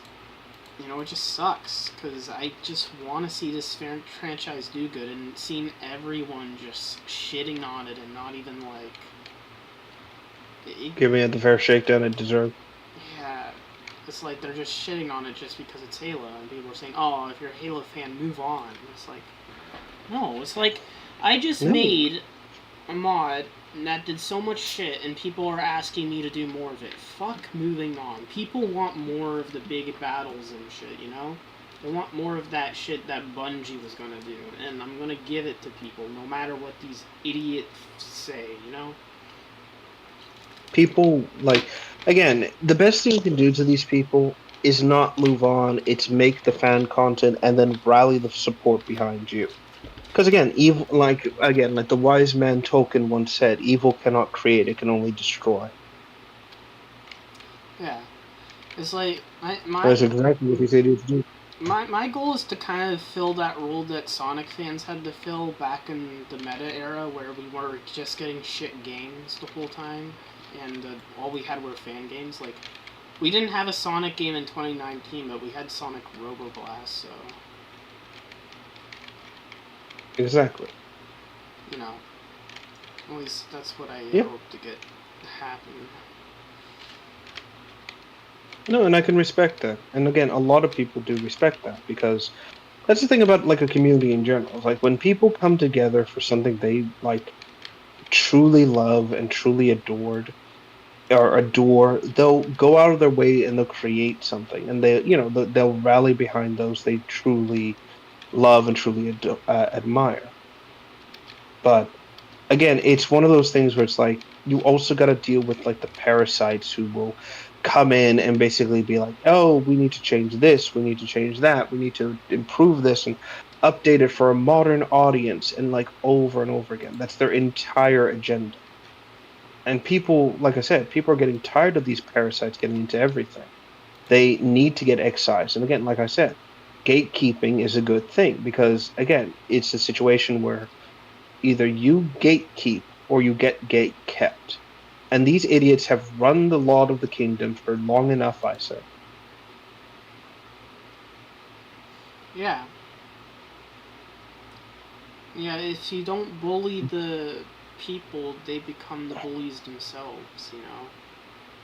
Exactly. Or if you give in to their demands for inclusion, this, that, like all this shit, you just wind up with things getting a lot worse. I think a good example of this would be that one city in I don't even remember where it was, but that one place um, where they wanted to show that they weren't racist or whatever the fuck. They're like, oh, we need a completely different city council, and then they get like an entire Muslim council in, and then immediately when Pride comes along, they say, yeah, no, fuck you, we're not doing that because it's against our culture. Yeah. And now they're complaining, it's like, we gave you power, we did this, you're supposed to listen to us, and they're like, no, that's not how it It's works. just Goodbye. like, I mean, that's the problem when you make a whole ideology, like just aligning, under the basis of aligning all the quote unquote oppressed, classes, is just like you're just gonna have conflicts and shit. I mean, even then, you have like the whole Israel versus Palestine thing that's going on. Like, the people on both sides can't decide who they support because, they're just kind of like, because they're so used to tribalism that they can't, like, be like, maybe both sides are shit.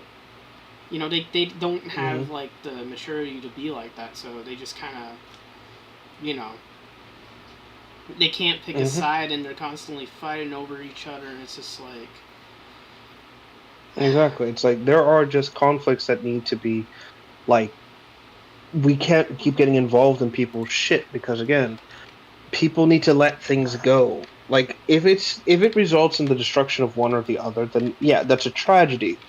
But it's something that nature always does, you know? It just be how it be. yeah. So again, like I said, just let them be, let them fight essentially. And whoever comes out on top, then so be it. Yeah, it's either going to be, actually, no, I'm not going to make those Mhm. jokes. I was just going to make jokes about the Goys Mhm. versus... Oh, God. Just something awful in general. Oh, by the way, quick question: when did you put Chaos Buns episode 2 behind the subscribe star paywall? Uh, when did I release it? Wasn't it, like, on Friday? Okay, so then this upcoming Friday, that's when the public release happens. Yeah, I mean, I told people on Twitter it's whenever I feel like it, but that's only because I'm mad at those Twitter people because they're complaining. But it's in a week. Chaos Buns will always come out a week after Subscribe Star, but anything else is Right, whenever I right. feel That's like it. yeah, that's what I was asking because, or why I was asking because that way I can, what's it called? I can then post it on, do the same thing as before. Like here's episode 2, yada yada yada.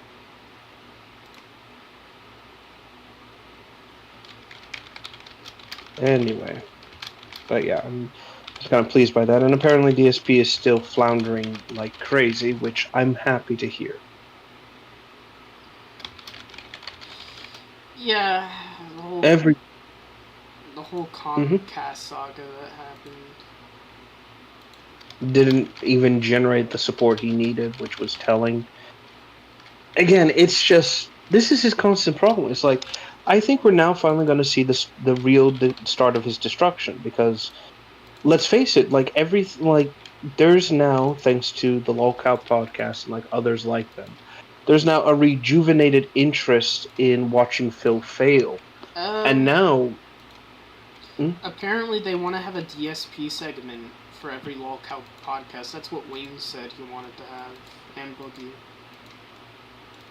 I don't see why not. So, And I mean this in the sense of like I don't see why not because it's like sure, why not do that? Because again, like DSP will of course try to claim that oh they're talking about me, they're doing this, they're doing that. But again, it's like this idiot is not only giving them ammunition because he's addressing them every single time, despite him claiming, "Oh, I'm not going to address them. I'm not going to do this. I'm not going to right? He's going to be, he's always going to be stuck in this.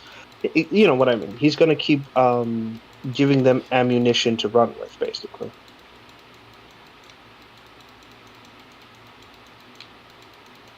And it's always incredibly fucking comical whenever we see that.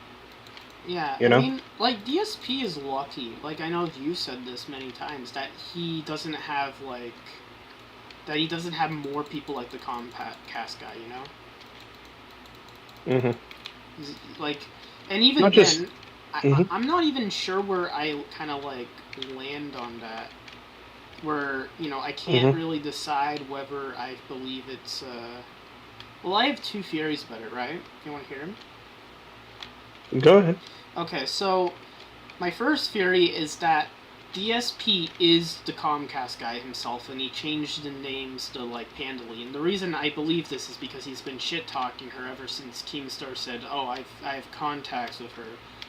And it's also just the names Greedy Piggy and Pandally. And during the WWE Champions thing, he was pretending to be he was pretending his account wasn't DSP, and he was like Right. pretending to be a different person, right? And Right. so it wouldn't be out of place for him to do the same thing here with a Dan Green account on Kiwi's Farms, because we know he browses these sites and stuff, right? Mm-hmm. Um, Right. and then and that's why he says, "Oh, the guy was arrested by Comcast," because the story it never lines up. He changes it every time, and it just doesn't make any sense. The second theory is the Right. Dan Green guy on Kiwi Farms is real, and he actually was fucking with DSP's internet, even if some things don't line up. Mm-hmm. And he actually did get fired by, or maybe he's still around. I don't know. I haven't checked up. And the next theory Mm-hmm. is that Dan Green is just an imposter, and Uh-huh. he's just pretending to be the employee. DSP's retarded, and he's making a big deal out of nothing, and Right. or he's just making it up for pity donations because all his whales are gone right now because we have inflation. He's told most of his whales to F off. Well, actually, also, there's another thing, too. Apparently, he told an IT guy to F off in one stream.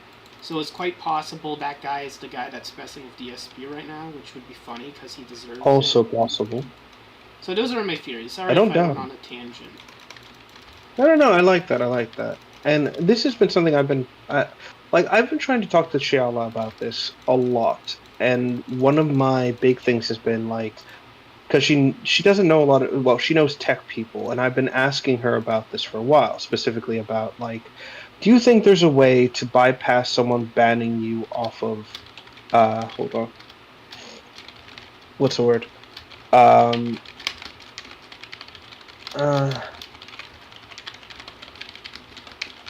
what's the word I'm looking for here, oh god, I'm trying to think, what was it, this whole thing where what I assume it is that what's the word? I've asked her, it's like, is it possible to like bypass a streamer's ban and essentially just kind of like remain there without having to make another account, without having to do this, without having to do that, X, Y, and Z.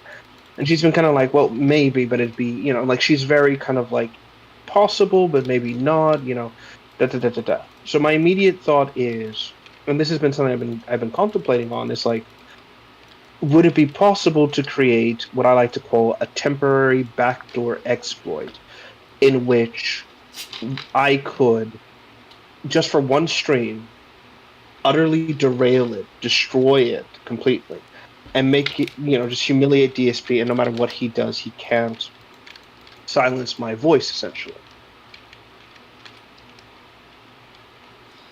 And again, it'd be just for one stream. And because he's so retarded, it would be, a combination of things.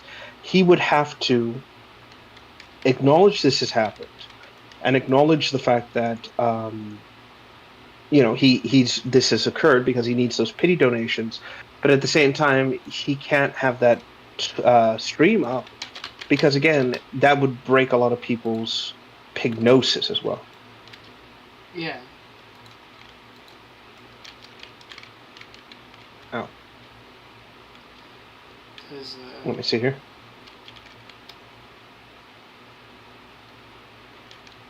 Mm-hmm. it's just like the pignosis, like his dents will be broken of the curse. And I think it's funny because I saw a whole DSP music video, and it had these wheelchairs, and I put the real faces of his like top supporters, like Darish and all those, Derek and all those dumbasses, and it was so funny just watching them dance, like out of their wheelchairs and stuff. Just the dents, the dents. Mm-hmm.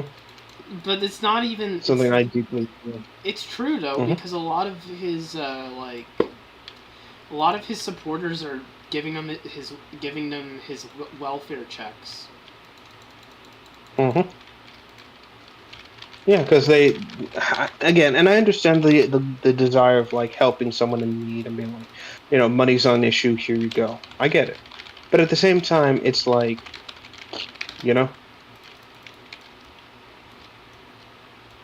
Yeah.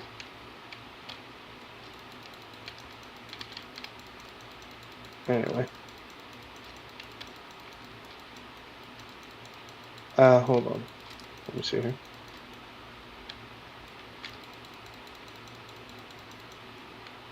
Sorry, just need to gather some information here. Yeah, but no, that's what I mean. It's just one of those like things I'm trying to kind of like point out, basically.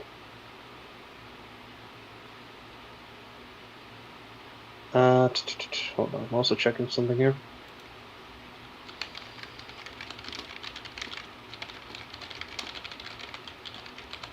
Yeah, I think that's about it. But like I said, he's just in this situation where, like I said, he's basically doomed to what he is. And I wouldn't be surprised that if not sooner or later, he's not going to get his bacon cooked by someone. Because like I said, all it takes is someone getting pissed the fuck off with DSP to just basically decide, yeah, you're not going to have fun, basically. I'm going to dedicate my time to mess with you as much as humanly possible, basically. Yeah.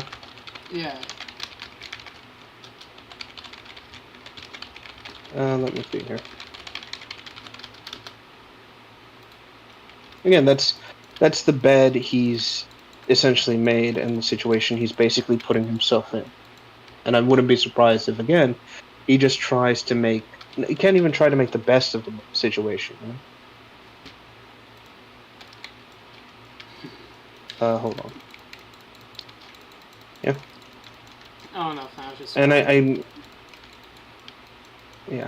I'm just curious to see how far it would go because, again, like I said, it just takes someone with a legitimate axe to grind to go after DSP. And since he's made so many enemies, it wouldn't be difficult. Like the list would be so fucking long.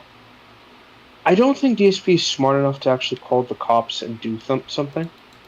Like, it's difficult. Like, to successfully troll DSP is a difficult task in and of itself, but it also has to be baiting him into it in some way. I'm just trying to think about it now. I guess the one of the things we could probably do is just kind of like a fake check scam, I guess. Yeah, he seems to really get angry when his greedy money is taken. Hmm. Yeah, so I guess one could be like, I don't know, like someone could say like, "Hey, DSP, yada yada yada. Um, I want to support you, but given the severe nature of the trolls, la la la la la la la la la la, I'm going to send you a check with X amount of money on it as kind of a harder way for them to track it." And of course, they'll be like, "No, dude, you should send it to blah blah blah blah blah." But that's basically what I'm thinking. The check, of course, would be worth nothing. It would basically be a dummy check for a dummy account, and all that sort of shit. And then when he gets like notices it, it'd be fine to see him like rage out. Alternatively, like I said, the other thing is to kind of take the battle to the street, basically, and really make his life miserable as much as possible. But again, given that he has support, there's a very high likelihood that this could fail if you're not careful. Because again, he'll turn any tragedy to his advantage. So I guess the only other thing I can imagine that could be done to like screw DSP out of money constantly would have to be what's it called? Would have to be doxing his supporters basically, and then putting them as a target, and then kind of like doing One of them putting was them as like doxxed. the cop. Uh, Hmm. his name was the pedophile Darish. And we know he was doxxed because someone in DSP stream chat used Darish's house as his profile picture, and he was screaming to DSP to ban the guy. Hmm. It was so And then funny. confirm that it was Yeah, it pretty much it just gave us the current confirmation of where he lived, dumbass. exactly. If he had said nothing, it would have been fine. But again, it's one of those problems. The real issue, like I said, this is where it kind of gets ethically dubious because doxing, like, I don't agree with doxing. I never do. And I don't believe we should dox people just because they support idiots. But at the same time, this would be the Well, surefire way to basically. Darish is a Mhm. pedophile, so Yeah, but that's Darish. Maybe we got someone who like legitimately doesn't like has a mental disorder and doesn't understand that what he's doing is wrong. well, most of his supporters are mentally deficient. That's the problem. Exactly. A lot of Exactly. And their, dox. Go ahead. that's kind of the fucked up thing. He's taking advantage. Like there's a homeless guy that was giving him money, and DSP didn't care. Like he takes advantage of the poor. Like he's the reverse of Robin Hood. Steals from the poor to give to himself. Yeah. Like I'm that not pig in surprised, but this Sonic is Superstars. exactly the same fucking thing. But that's what I mean. It's a circumstance where, like I said, doxing is like life destroying completely. And it's one of those tools in our arsenal we shouldn't use unless absolutely necessary. And it really becomes a problem because, how do I put it? It becomes a problem because there's that possibility that it could go south. And again, anything we do could be what's it called? Anything we do could go south on us and help DSP. We have to be outrageously careful about this whole thing. Yeah.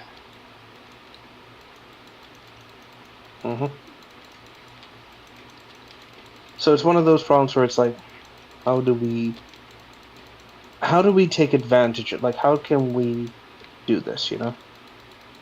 I mean, I'd personally just love to be in his chat and to be for him impossible for him to ban us, and we can just cause trouble the whole time and just troll. You know what I mean? That's really the problem. It's like we need technical knowledge and know how to do this. Not an easy feat. It's not like with Cyrax where he's so hated it's easy to cover your tracks. Let me think. Well, someone stole the tire, which means that the security there is super lax to the point that he doesn't notice things like this happening until much, much too late. So, let me think. I mean, if I was There's to go some to DSP's house, I'd go inside, steal his phone, and see if he has WWE champions and expose it to the world. Or take photos of everything in the house and then put it up there saying, "Look at this idiot." Let me think. Or just invade one of I'm his just streams. Just throw eggs at his or house while he's streaming.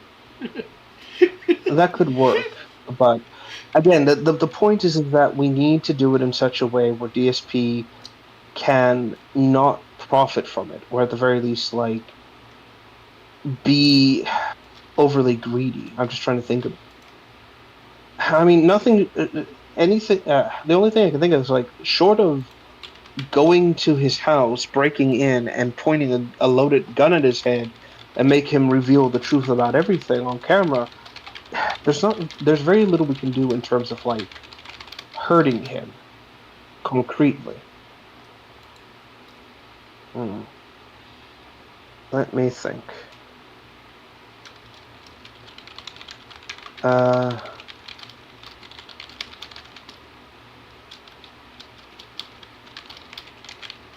Hold on, I'm just trying to think about it now. Let me think. What to do? How to hurt DSP? How to actually concretely hurt him?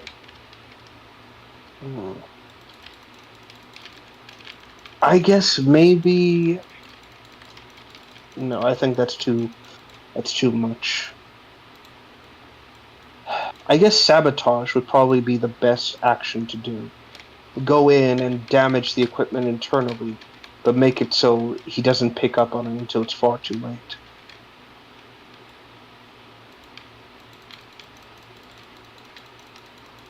Yeah. But I'm just thinking about, like, what could that consist of? Because we know that he. Again, it's not that easy to grab and damage things internally because, again, DSP could, what's it called?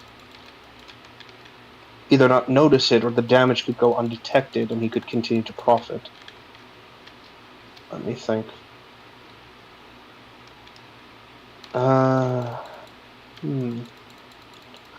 Maybe. Ooh. I think one of the best options might be to go in and damage the piping or the wiring of the house, or just try to blow a fuse as much as possible. You know, without causing arson, of course.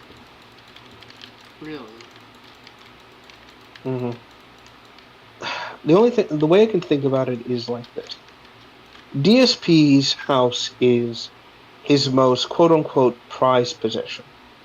It's the Gout Fortress. It's his Gouty Cave of Solitude. It's like his success manifest. That's really the only thing he gives a shit about, even though he neglects it. The other thing he cares about is his electronics. He cares about the computer and everything like that, because that's his only way of streaming and getting revenue from his decks. The best I can think of is causing a power surge so great it blows out the fuse box and then burns his PC so badly it destroys the CPU. You know, a heavy brownout, basically. But the problem is like how to do that. Because again, if it's not done correctly, at worst you're just giving him an excuse to go like, "Oh, I had to take a day off, guys. Jingle, jingle, jingle. Pay me now." Mm. And if it's too intense, the house could burn down again. You could be caught for arson. It has to be natural, basically. Alternatively, you could try to do the same thing as the DDoS attack. Set up a router system and then piggyback off the signal, then flood it with so much junk data that it basically causes the thing to. Wait, I got it. We take a page out of the Cyrax troll ops. How? We give him a kill stick. Kill stick? Yes, it's a cyber attack, but an effective one. Let me see if I can explain it in the most simple explanation, I should say. A kill stick is basically a USB device, right? And what it is that the device, it's a USB, but it is designed to flood the CPU and data with so much intel that it shorts it out and completely destroys it from the inside out. It's a USB kill stick specifically. Once this happens, the device becomes instantly bricked, unable to be recovered, not without going to extreme lengths to repair it. How I imagine this could go is one of two ways. First, giving DSP a kill stick and telling him that this will solve his connection problems, like in terms of online matchmaking and shit like that. Tell him that it'll give him the advantage he needs in Street Fighter, yada yada yada, and that he has to connect it to whatever device he uses to play Street Fighter 6 or whatever, right? Essentially destroys all possible things. Second, claim that the USB has a program loaded onto it that will detect trolls and automatically delete them, effectively meaning that he won't need to use moderation to remove people, but he can still keep it to essentially make it look like, oh, we're here to help, yada yada yada. That way he still keeps his debt support, essentially. 3, and alternatively, claim that the USB is an anonymous payment donation and all he has to do is plug it into the system. It'll automatically transfer an untraceable amount of money. That would be harder to swallow, but given his greed, might not be impossible. It's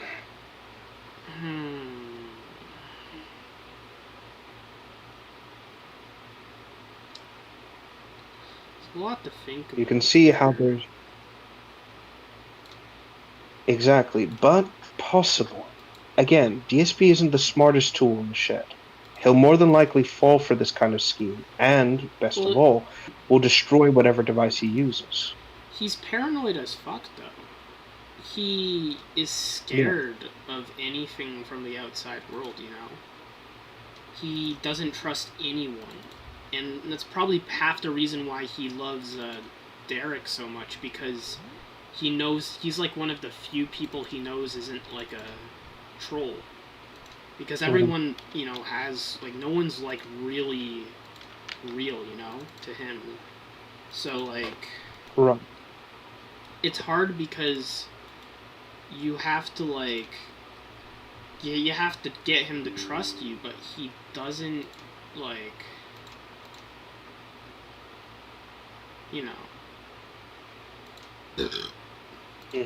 Excuse me. You're fine. He doesn't, really trust anyone. Exactly. It's difficult, but not impossible. The point is that you have to... I think the best way to go about it would probably be, quote-unquote, convincing him that you're on his side, or that you want to support him, or you want to help him in some way. Then by using that, essentially introduce him to the concept of the kill stick properly. From there, it's just a simple matter of making him believe you're just picking your target of choice and letting him go through. Just need to think on this plan a bit more. That's the problem too. He's not as stupid as Cyrax, though. Once he knows that something's up, he won't fall for it easily. Yeah. I think I might have an idea. I got it. Yeah. I think the best thing to do about this would probably be to do exactly that. Load in a digitized payment into the USB and then give it to him. The first one. Make him actually think that it's a data transfer of actual funds, digital currency. More than likely, he'll be stupid enough to actually fall for it, or, alternatively, use Game Pass codes that you buy and then send. He'll fall for it, and he'll use that information to actually get game credits or whatever. Then say, okay, I'm sending you another one. If this worked out, I'm going to send you another one. This should help you with your streams and really like offset the cost of games. That's when you give him the kill stick. Yeah. And then from there, just basically let him destroy his own PC and then gloat about it. The good thing is that depending on the kill stick you can get, it will actually self-destruct and destroy itself in the same process. Do you think this would work? If money is involved, he'll likely fall for it. But the problem, again, it has to be getting that barrier of trust down, at least long enough to make him believe that this is a viable alternative. Once DSP thinks that there's something that he can exploit and use, he'll keep doing it. Again, he's a creature of habit, after all. The only real problem I see is just getting, well, two things. One, getting DSP to actually open up and trust enough to actually receive this. Two, making sure the track isn't traced back to you through the mailing system. I guess a dummy address would probably be the best thing to do too. And then just go from there. Let me see. The other thing as well would probably have to be, what's it called? The other thing as well is just dealing with DSP directly. I guess more trolls would have to be inquired, but like I said, hold on. Thanks to the local podcast, revived interest in DSP is happening, and not the one he wants. We'll have to run with that. Speaking of of trolls and lolcows, I did want to ask about if you heard what happened with Cyrus. Did he die? No, unfortunately, no. Wish. So basically, Cyrax claimed that he would be leaving again the internet and disappeared. And for about 2 days, we had peace. But basically, he came back later. See, it turns out, and again, people have been warning Cyrax, warning Ed, warning Sally that so long as he's still on the internet and not getting a job and things like that, things were just going to get worse for them, right? Well, it got worse. Recently, about, I want to say a day or two ago, someone took a brick and threw it right at their Kia, smashing the window. Not destroying it, but damaging it. And Cyrax is pissed about it. And I suspect that, well, in the video he skips his cycle. You know, the typical, I don't know why you thought, like that stupid kind of like super sad, zooted out of his mind tone. And just fell right into the anger and just was super pissed. And basically also went completely misogynistic. And I'm not saying that in like the typical SJW, oh, you're such a misogynist when you're actually just manly. I mean like full on.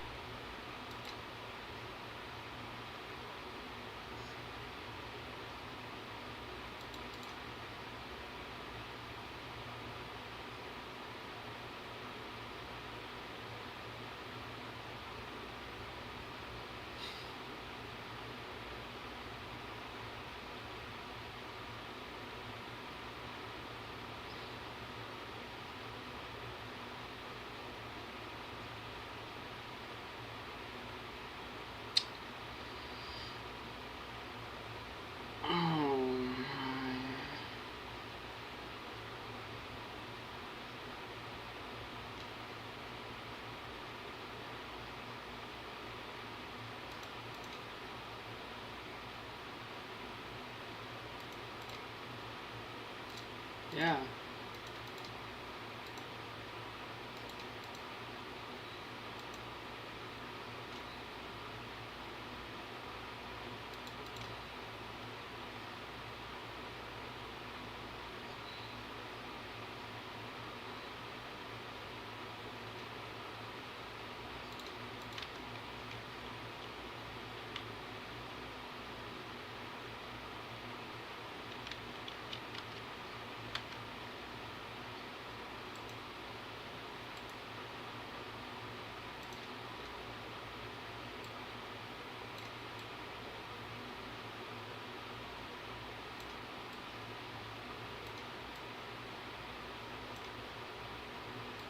Mhm.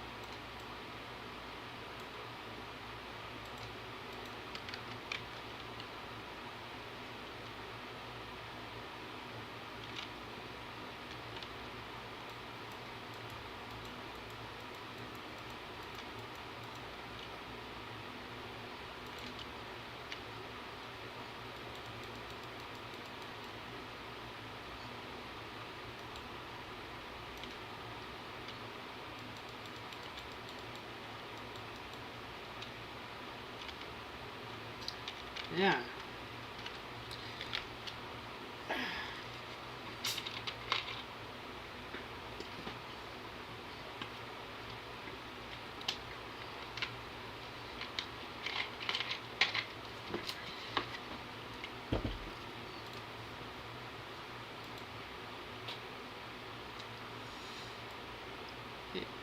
Yeah, he'd be left on the streets to become a cryptid. That would be the inspiration for the monsters of.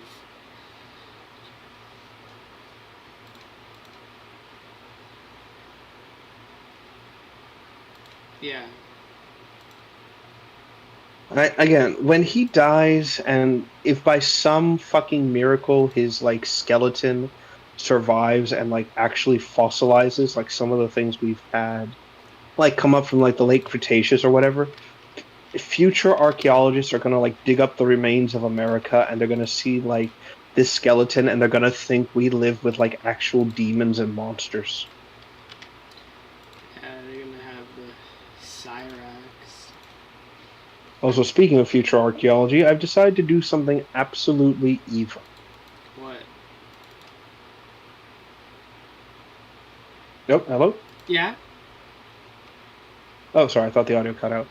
I'm going to I want to get my hands on some melted metal, basically, like get my hands on like ingots and things like that, melt it down, and then create castings, pour it on it, and then like create these abomination tools and specifically bury them in places that I know won't be disturbed for like a long time.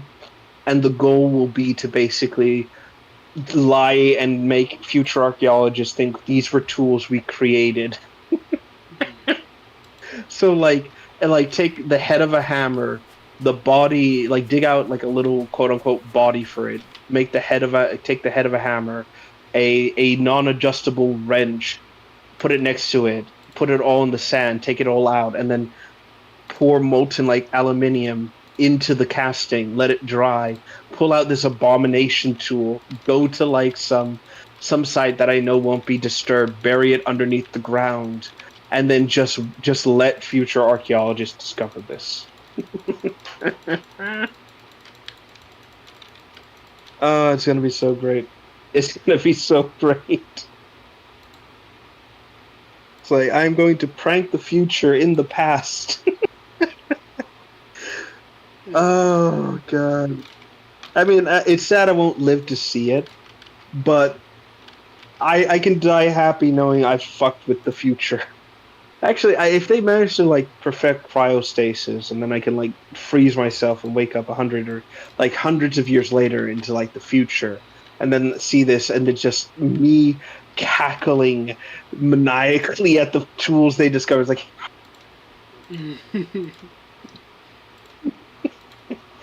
oh, that'd be great. That'd be great. Anyhow, But yeah, that's my evil plan for the future. Anyways, getting back to Cyrax. Yeah, he's gonna be alone in the world. He's gonna be miserable. He's going to be homeless completely. And like I can't even claim that like this will be better because Cyrax will be basically on the loose, and it'll be harder to track him because at least now with Sally and Ed, he's like he's isolated to one location, and we can keep an eye on that location as much as we need to. But the moment they go and he's out on the streets, he's gonna be mobile basically, and it'll be a lot harder to track him down. And given his father's actions, I wouldn't be surprised if Cyrax just finally decides to just give in to his pedophilic urges and just abducts a kid. Mm. That It's just one of those problems, and this is what I mean. It's like it's going to be a serious problem, and how we deal with Cyrax now has to be addressed. Like, I'm not saying we kill the little bastard, but we have to get him in prison somehow. Yeah, I was joking. No, I get it. Well, the thing is that in prisons here in the U.S., prisoners will kill pedophiles, so he'll die regardless, but it won't be by our hand. Again, if that little idiot says anything, he's fucked.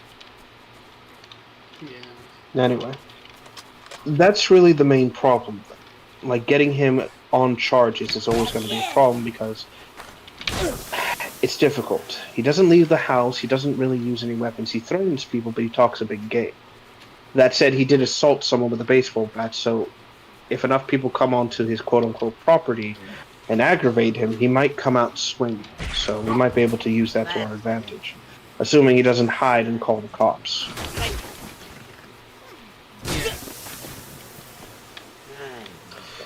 Ugh, it's gonna be one of those problems, I guarantee you. Anyhow, but yep, I'm just happy to know that the Kia failed the brick test.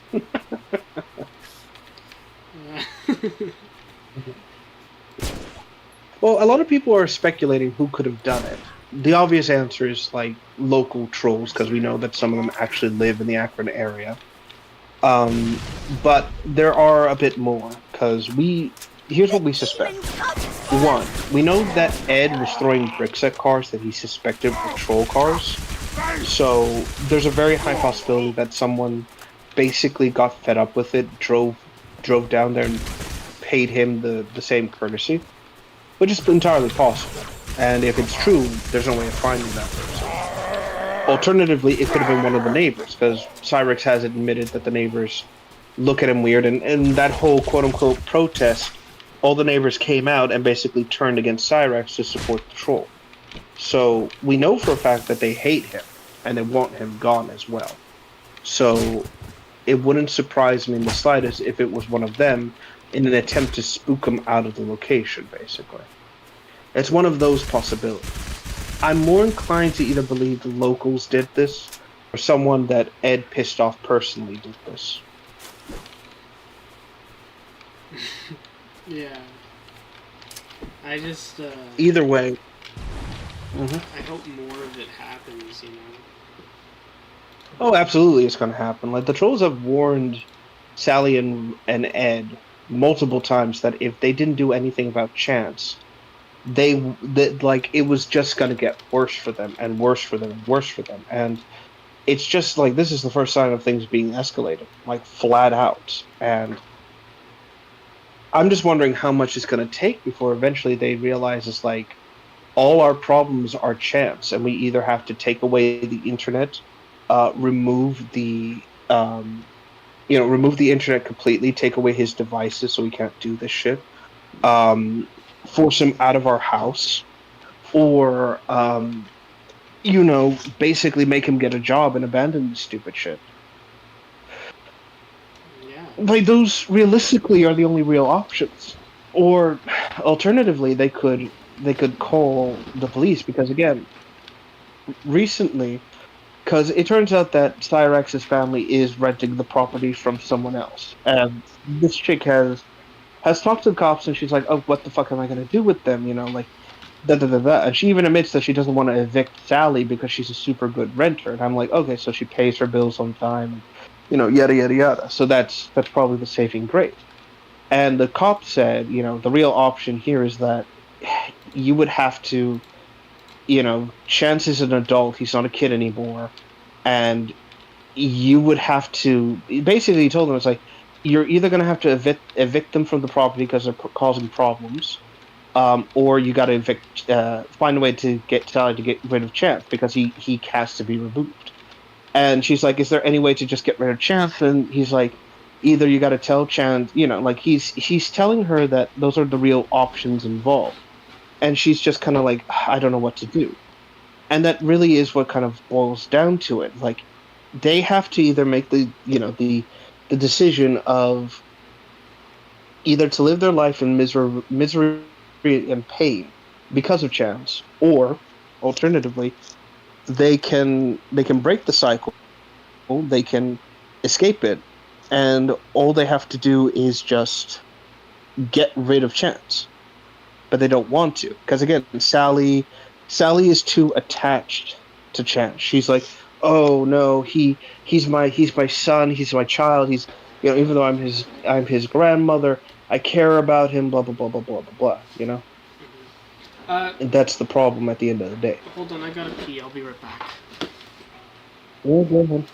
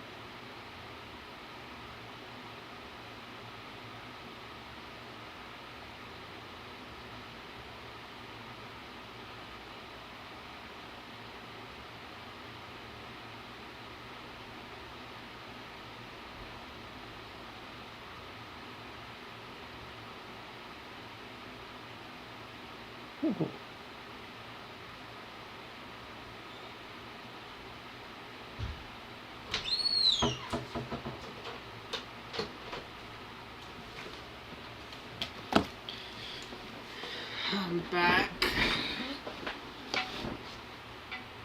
Welcome back. Let's see here. Hold on, just trying to get something here. Okay, welcome back. So yeah, so that's the general kind of like consensus. They really only have two options, and the trolling's going to get worse. In a similar way, basically, this is just like the ultimatum the German trolls once gave to Drachenlord, aka Dragon Lord. Mm-hmm. I'm not too familiar with him outside of because I don't speak, I don't sprechen the German, so I don't know what they're saying half the time.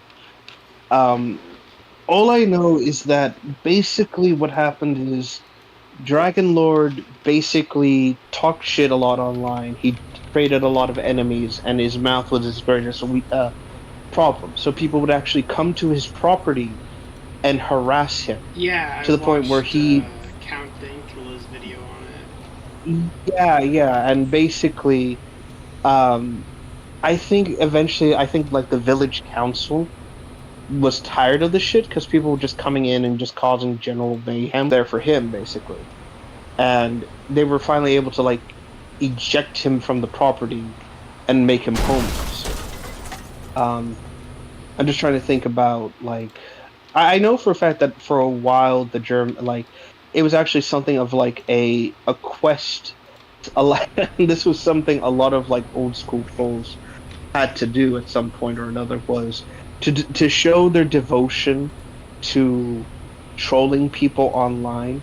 There was like this joke that was like you had to travel across Europe, journey to the lair of the Draken Lord, and then speak with him. Thus will your quest to become a true troll be blessed, or something like that. So trolls from all around the world would actually commit pilgrimages to the Draken Lord house, Yeah. speak to him, harass him, like throw shit at him, and yada yada yada, and then leave once they recorded the reaction.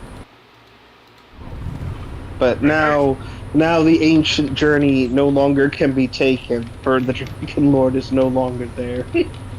I don't like this sounds like the setup to some sort of medieval fantasy story of like a hero who has to like defeat the king by balking him and thus must travel across the ancient land of Germania to reach the lair of this foul-mouthed warrior dragon, only to discover the dragon has long since been gone and the ancient grove is ruined. And then upon looking into the reflection, he realizes, I have the power within me this entire time.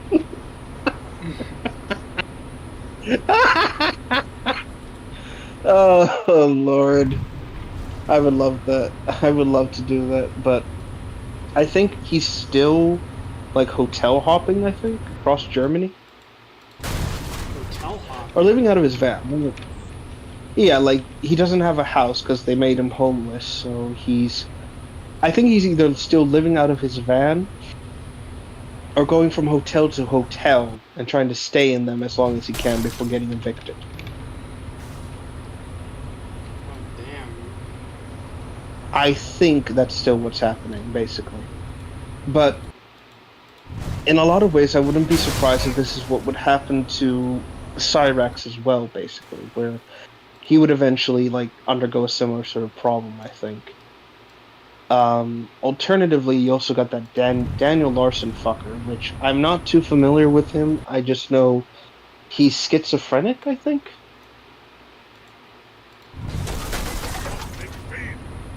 And I think he's in love with some like actress that's like half his age, and I don't. It's weird. We know that he's dangerous. We know that he'll attack people. I think the trolls are trying to get him to actually like attack someone, so that way they can press charges and put him behind bars because he's such a danger, basically. Yeah, he seems like a punchable guy. Kinda. It's hard to really say. I know he drops the N-word like it's fucking candy and attacks people, like will have complete meltdowns, freak out, attack himself, just so that way he can claim to the cops when they're inevitably called in that he was attacked and punched.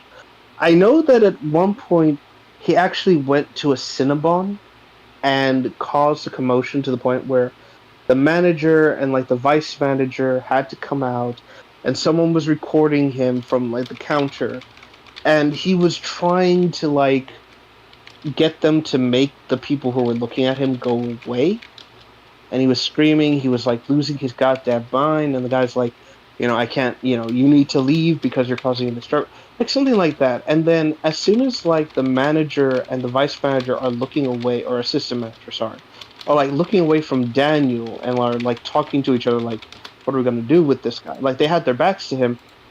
Daniel flies off the chair like a bat out of hell, rushes him, pulls his arm back, closes his fist as if he's going to punch him, and at the last possible second, doesn't go through with it. He stops. It's like it's that 1 second clarity, and he realizes, I can't do this, I need to stop.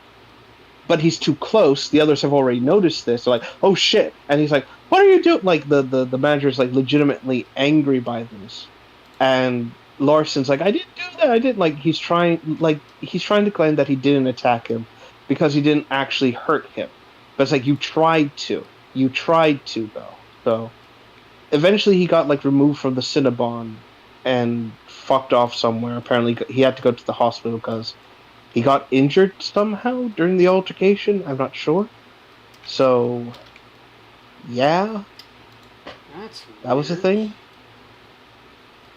thing. He hurts himself a lot. Like he'll actively like smash his face into a wall or like punch himself, and like he'll draw blood and things like that. And I think it's because like his brain isn't coping with reality too well, and he's also like trying to garner sympathy from the cops or something. I don't know. It's something like that basically. I can't like figure it out, and this is why I kind of avoid like mentally ill locales like that because I feel like this is going too far. Like I know we're trying to document these idiots and then get them involved in something that will keep them out of society. I get that, but I feel like when it comes to like people like Daniel Larson, I think we just tend to take this a bit too far. Or like this isn't the kind of trolling for me, and I'm going to stay out of it. Like I'm not going to moral fag about it, but at the same time, I'm not going to like um go full ham like yeah, let's hurt him, Yeah. passive observer basically. That's saying something. Oh Jesus Christ! Excuse me. Sorry about that. Again, it's DSP really does have it good with the level of troll he gets.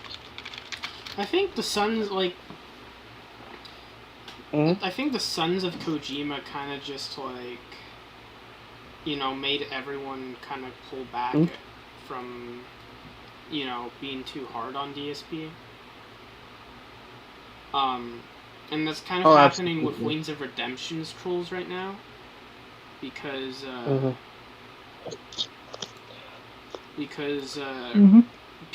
more documentaries are covering how fucked up they are.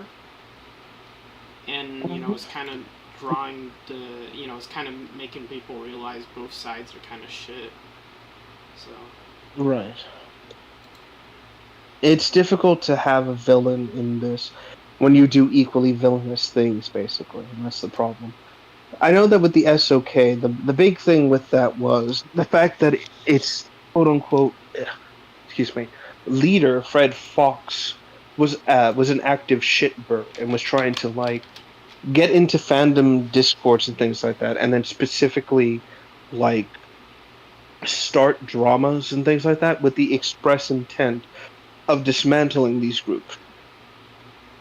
Because I think he was something of a nihilist, basically, where he was like, "Oh, everything's shit, yada yada yada." And basically, what I think is that he was trying to accelerate it by basically posing as different people, not even different people, but different accounts, jumping into these fandoms, starting dramas, cause the fandom to implode, and then essentially kill it. And I guess that was his way of like destroying what he deemed as like fringe or whatever. But it didn't really work because eventually people got wise to his actions and started to document Fred Fox's actions and antics. On top of the fact that his inner circle was equally disturbing because all of them were just as terminally online as Phil was. And they were just causing problems, they were causing shit. They were essentially becoming just as bad as Phil, if not worse, because they were actively trying to do fucked up things to each other. And excuse me. And it was just that bad. Ironically, people like Tevin and some other guy, I can't remember who it was, they broke the story and kind of revealed it. And Tevin is interesting in the fact that he is. I've mentioned this before about how locals create trolls and how eventually something called an alpha troll is created. Mm-hmm. That's what I think Tevin is. Tevin is essentially Phil's alpha troll, but the difference is that Tevin doesn't actively try to like destroy DSP. He pokes holes in DSP, and he knows how to get underneath the idiot's skin. to the point where DSP is like, oh, fucking, it's Tevin's fault and things like that. And that's that, like, for lack of a better term, that's what makes Tevin a successful alpha troll, because he knows how to make under DSP's skin, and he knows DSP better than most, and that's what makes him so effective. The problem, I think, is that, and this is especially the case with Tevin, or with DSP as a whole, is that he doesn't. What's the word I'm looking for here? He doesn't realize the fact that Tevin is not the be all end all destruction of his life, essentially. Yeah. And the fact that Tevin doesn't actively create troll ops to attack DSP. He does what I advise, is like, people should keep making mods of classic games and things like that. Basically sticking it to them and creating a better product that they can not only control, but basically make these idiots look like complete morons for even trying to fight it, basically. Yeah. That's the mindset But again, to have. Go ahead. I said that's the mindset to have, Exactly, but that's also something that DSP really doesn't understand, and the same goes for, like, what's his name? DSP, like, these kinds of things. He just views Tevin as another hater that needs to be, like, executed, basically. He wants him to be removed, basically, and doesn't realize that, no, Tevin is not your greatest enemy. It was the SOK who was your greatest enemy, because they actively wanted to see you suffer in a very real way, basically. Yeah. And, eventually, the SOK, DSP, like, all this shit just eventually, like, for lack of a better term, imploded on themselves, and for good reason. They were just causing shit for the sake of it. And again, I think it has everything to do with what's his name? With Fred? Yeah, Fred, because let's face it, Fred Fox was his whole bread and butter was just that, essentially starting shit with people, starting shit with, like, complete strangers. And the goal was basically just to start shit. He had no interest in doing anything beyond just, basically being a shit kicker.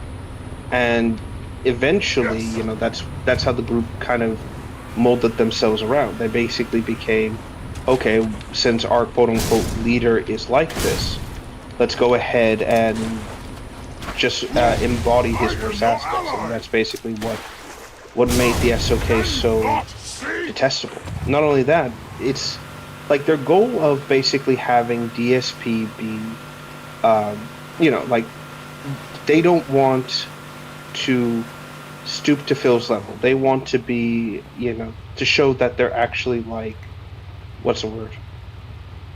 That they're actually, like, oh Christ, what's it called? Better than him, because they don't ask for money from their fans, and they believe in the whole, like, virtue of not being an e-beggar, that they basically, let themselves be controlled by this doctrine. But there was no difference between someone who's like, hey, here's my channel, could you support it because I do content outside of DSP, and I'm milking the DSP teat. That sounded nasty, but you know what I mean. Yeah. And that's really that's really where this problem, for lack of a better term, reared its head. It's just that, people were basically just that. They were basically being, like I said, shit birds for the sake of it, instead of actually, like, how do I put it? I don't even want to say doing the right thing for the sake of the right thing. It's more like they wanted to, what's it called? They wanted to have DSP all to themselves. They wanted to have DSPs, like... Yeah, they were harassing... They wanted to monopolize them. Yeah, they were harassing other detractors. Frequently.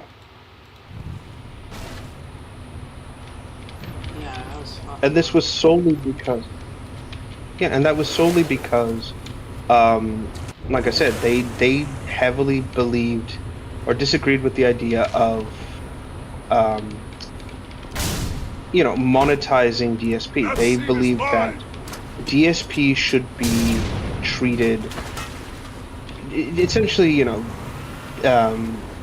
don't even want to say dehumanized, but they believed in the idea that DSP is a commodity basically and should always be viewed as a commodity.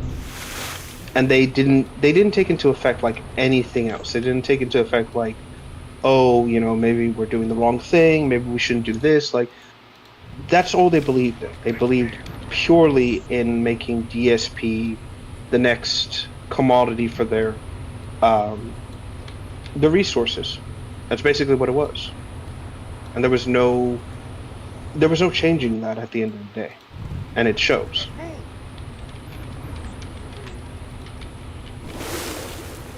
Hold on.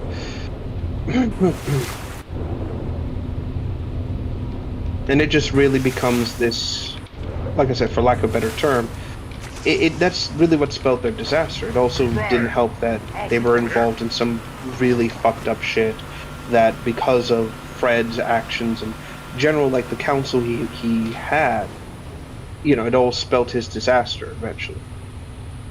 And again, like I said, that just goes to show you just kind of like how much of an awful human being he was and like how bad his what's the word? His cohorts were basically at the end of the day.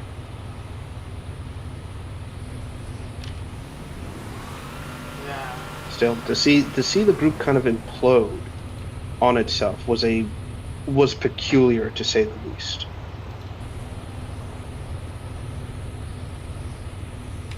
And I mean this in the sense of like, it's just they got defeated like that, they never came back.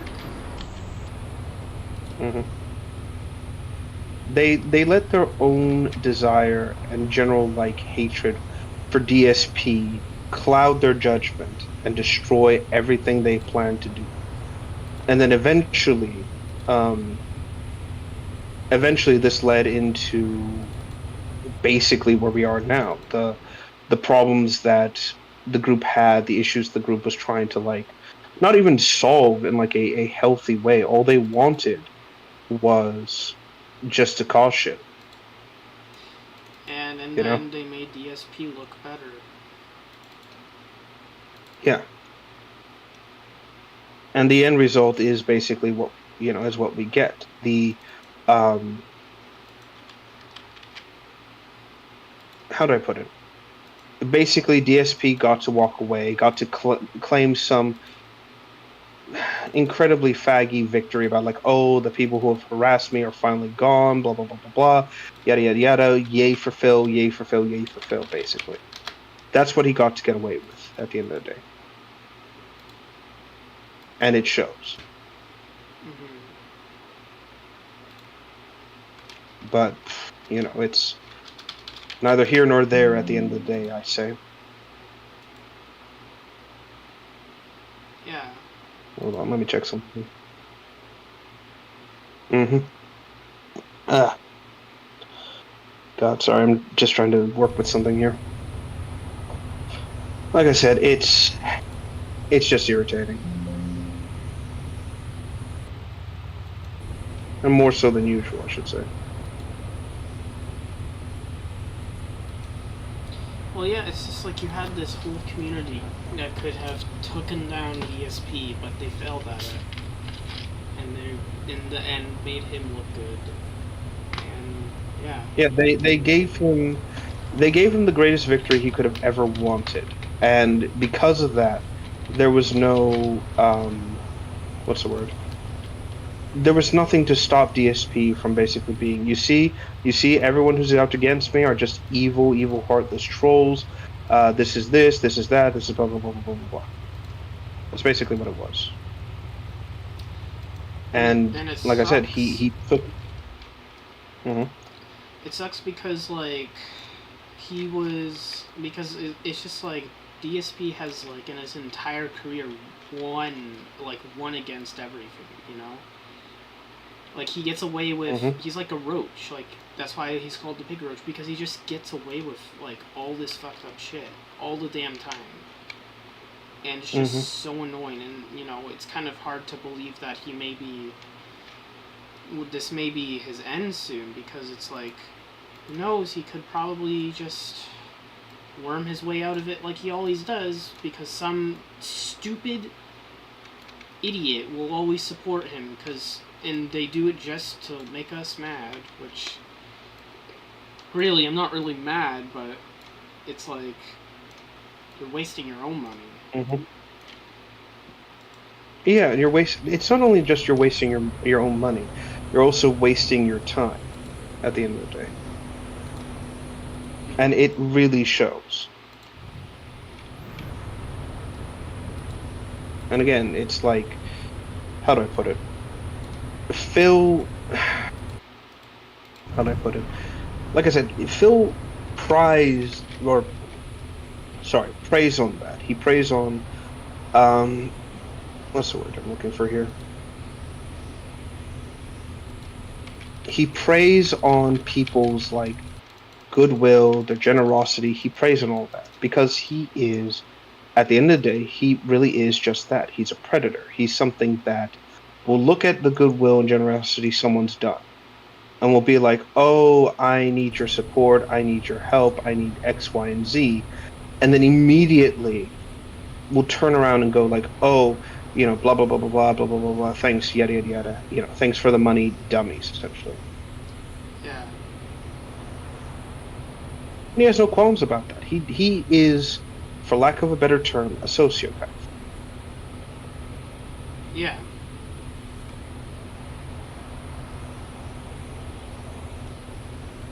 I just wish more people realized. He only cares about anyone but himself and maybe a few others, because, you know, sociopaths aren't, like, completely self-centered. They can also, you know, have some care for other people, but they can't feel any emotion to anyone, like, outside their bubble, you know? Oh, absolutely. And that's Phil to a T. He doesn't, again, like I said, give a fuck. He doesn't care. He doesn't view people as anything but walking ATMs, and that's simply because I'm willing to bet anything that this is simply because of how he was raised. Like, I legitimately think that, what is it? Because the way he talks to people, and then is like, thinks it's okay to call people like dummy, or, you know, like, mock them in the same breath that he's trying to be, quote unquote, good, tells me that all his life he's been treated like absolute dog shit. And he doesn't realize that's not how normal people react. That's not how normal people talk. That's really abusive, really toxic, yada, yada, yada, right? But he doesn't understand that. He doesn't know that that's not how people are supposed to communicate with each other. He just doesn't give a shit, right? Yeah, and like, I think it's simply because... It's, like, fucked up, because I remember one stream, he was literally just asking... Some fan was asking him his opinion on, like, something, and he'll literally tell him... he'll literally shut down the question, and then he'll call the guy an idiot for even asking it. It's like... It just pisses me off, because it's like, you treat these people like shit, and then you wonder why people hate you, and then you want to play the victim. It's like, yeah, people treat you like shit because you treat people like shit. You literally tell people they're idiots for disagreeing with you, or for bringing up you insult your fans. You insult the people that give you money, the people who care about you, too. Like, people who support your freedoms. I'm endlessly grateful for the support I get. I don't go in and insult them. My subscribers. I don't tell them they're idiots for, like, just talking. It's like, it just bothers me so much. You know? It should, because this is someone who is basically, he is entitled, and he believes that the world owes him something, which is the worst thing to possibly think about. And he doesn't give a shit. He doesn't care about what he does to people. He doesn't care about, like, how his actions affects others. All he cares about is himself.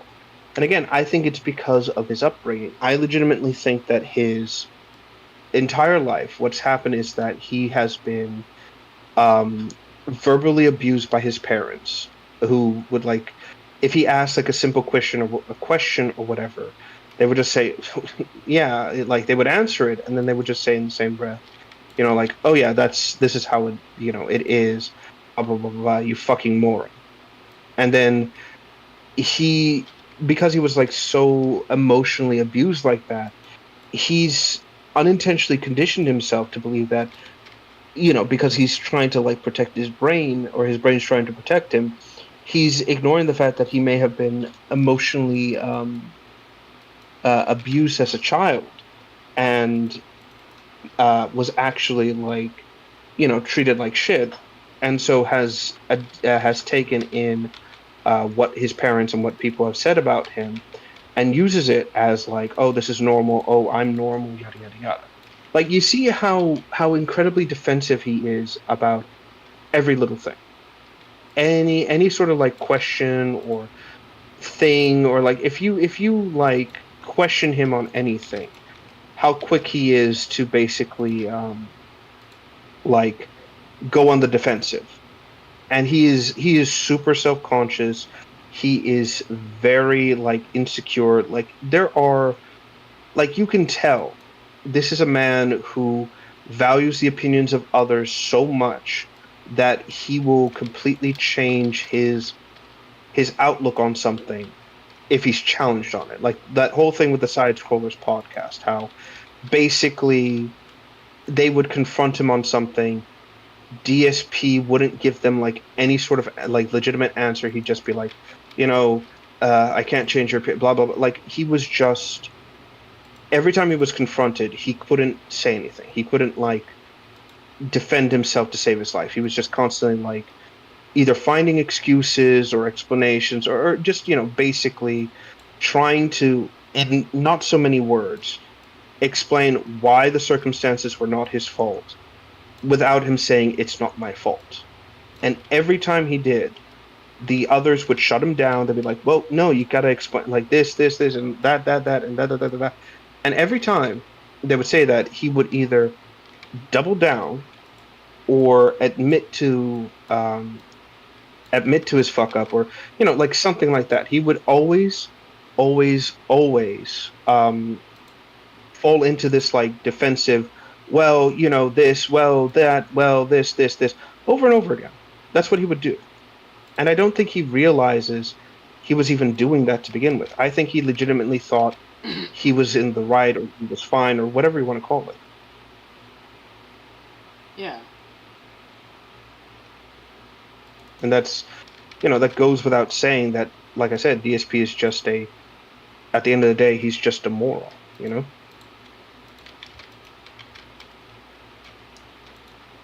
Yeah, he is.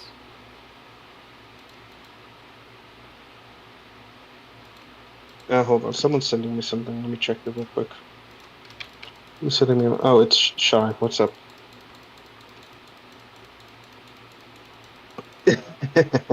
Yes. But that's really what it is at the end of the day. It's just someone being, I don't even want to say like a shitbird. It's just, like I said, DSP is just doomed to basically, like, he doesn't know how to act with people. He doesn't know how to treat people, because all he's ever been treated as is like a burden or trouble or like anything. Like, even when he talks about his quote unquote friends, John Howard and Rambo, he always kind of like backhands them even more so than usual. Yeah. And it's such a strange thing, because it's not like, it's hard to say. It's not like also, by the way, do you mind streaming something on your computer? I'm asking this because I've been tapping my phone every time to keep the call going, because if the screen goes black, I won't be able to speak. Like, I have to reset everything. And right now I'm working on something for XMO, and I'm trying not to like, I'm just having a little bit of trouble keeping up with everything. Yeah, I'll try If to. it's My Discord's freaking out, though. It's not letting me. I see. All right, then I'll just keep doing that. It's fine. Yeah, it's just a constant. Oh, maybe I can get it to work. Okay, maybe. Mm-hmm. Does it work? There we go. Thank you. Yeah. Or my DMs are exposed. What you were saying? I don't know what I was saying. DSP treating people like shit. I think that's where we were. Yeah. Yeah, like I said, it's just like...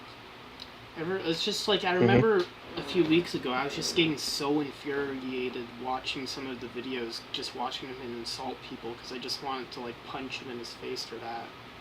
Like, genuinely. Like, this piece of shit gets away with so much, and it just pisses me off.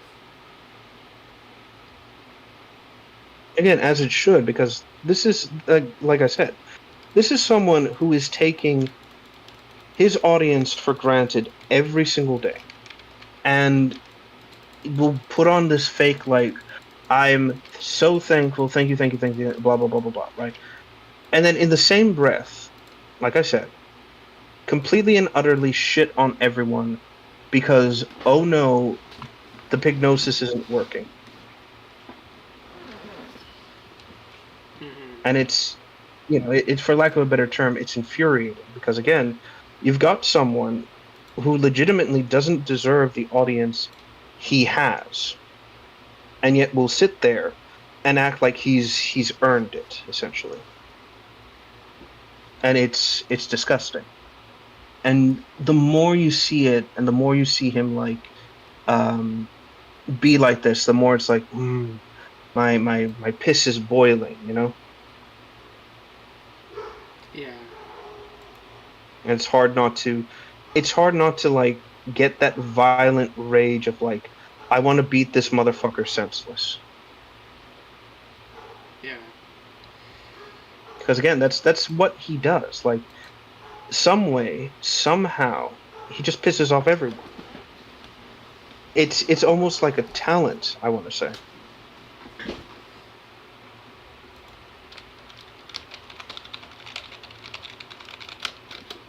And it's just insane. It's like a superpower almost. Yeah.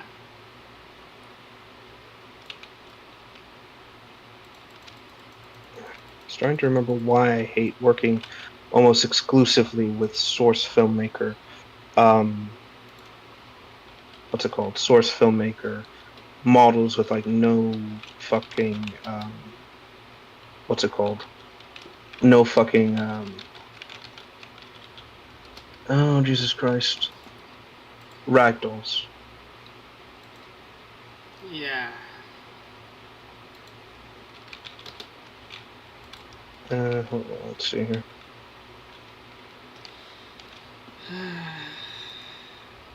I'm just trying to get the albatross to work right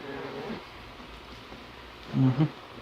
I have it deliver a boat, which I gotta turn into a boat. Right now it's just a warthog with... just a boat hog. Onwards, boat hog. Oh god, it's doing the thing because I'm streaming on Discord. It's doing the flash, where it flashes white for a sec, because Discord's streaming is so fucked it will screw up the programs. I'm sorry about that. Oh god, I hate that. That was one of the things I hated. That's why I stopped like streaming SFM stuff, because if I did, it would actually lag SFM too. It's actually lagging my thing too. Fuck. No, sorry. Let me see. So I might need to check and see what happened with Pawn. I think I might not have put the textures in the right place. I'll have to fix that in a moment. Where is the new... There it is. Wait, that is the me. Fuck.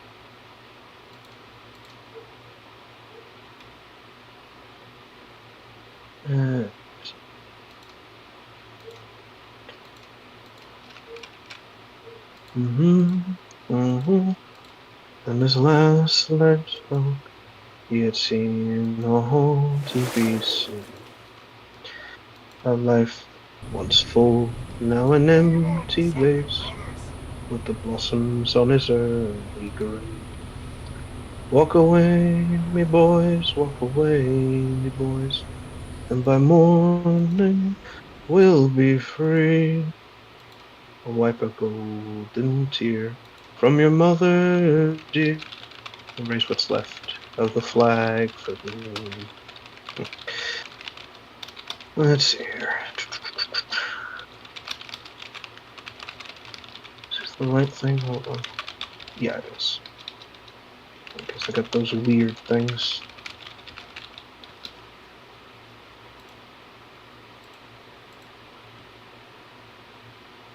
Just need to get the thigh, and that should do it. Anyhow, let me see what the other thing was. Yeah. Do you think DSP will ever return to fucking Twitch? No, especially if Twitch hopefully dies in the next couple of years. Well, actually, maybe. I don't know. I don't know if it's a good thing if it dies, because it might have a Tumblr effect to YouTube.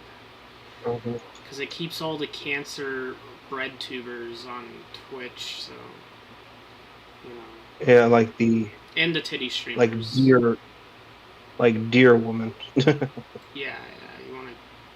Yeah, maybe it's better if it stays in decline, and you know, I doubt he'll. He said he wanted an apology. He's just way too entitled. Yeah, like yes, I've known this from people who are like employers and things like that, where they have a what's it called? Oh Jesus Christ, a this addiction to firing people. It's a real thing, and it's basically where someone enjoys the feeling of power, basically telling someone, "You're not going to work for me anymore. Fuck off," basically. Mm-hmm. And as a result, um, it's something that manifests, especially with like managers and things like that. And you kind of want to avoid it because, excuse me. Um, sorry, I'm stretching it. You want to avoid it because again, that doesn't look good. And if like there's a false firing, they can those people could be entitled to basically like I demand this, I demand like legitimately. I was fired for no good reason. I want an apology for it. Yeah, Yeah. which again is completely understandable. And if I'm going to be completely honest, what's the word? Everyone has that right to do so. Yeah. Need to get back something. I don't know.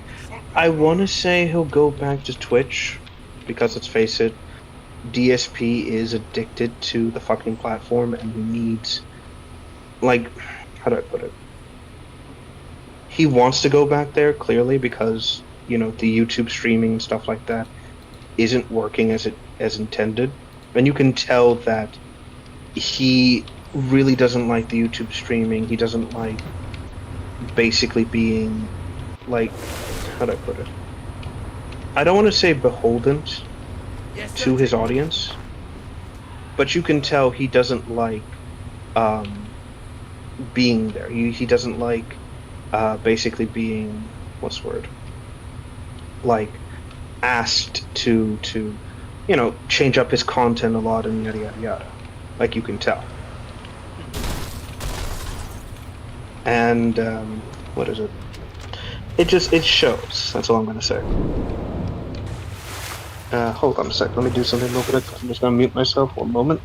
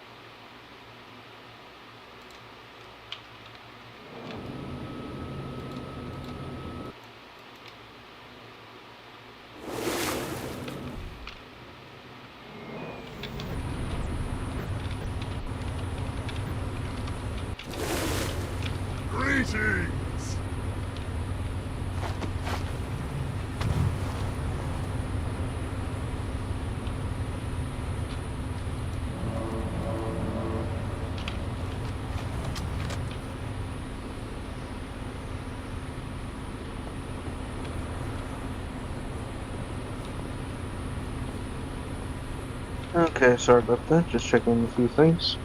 It's okay. This is taking so much time to do. Hold on. Someone else is asking me something. Of course, when I'm working on something, people are like, oh, da-da-da-da-da.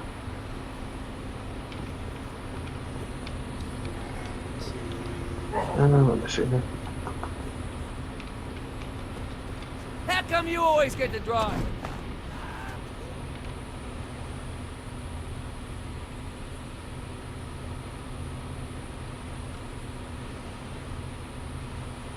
Mm-hmm.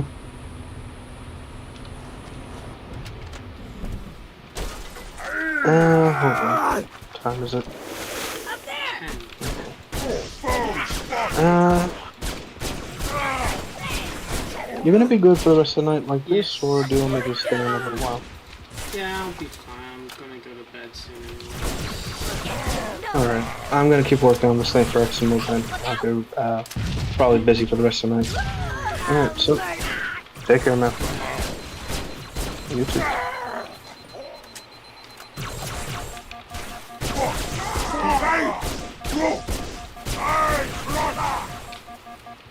Seems this fight is over.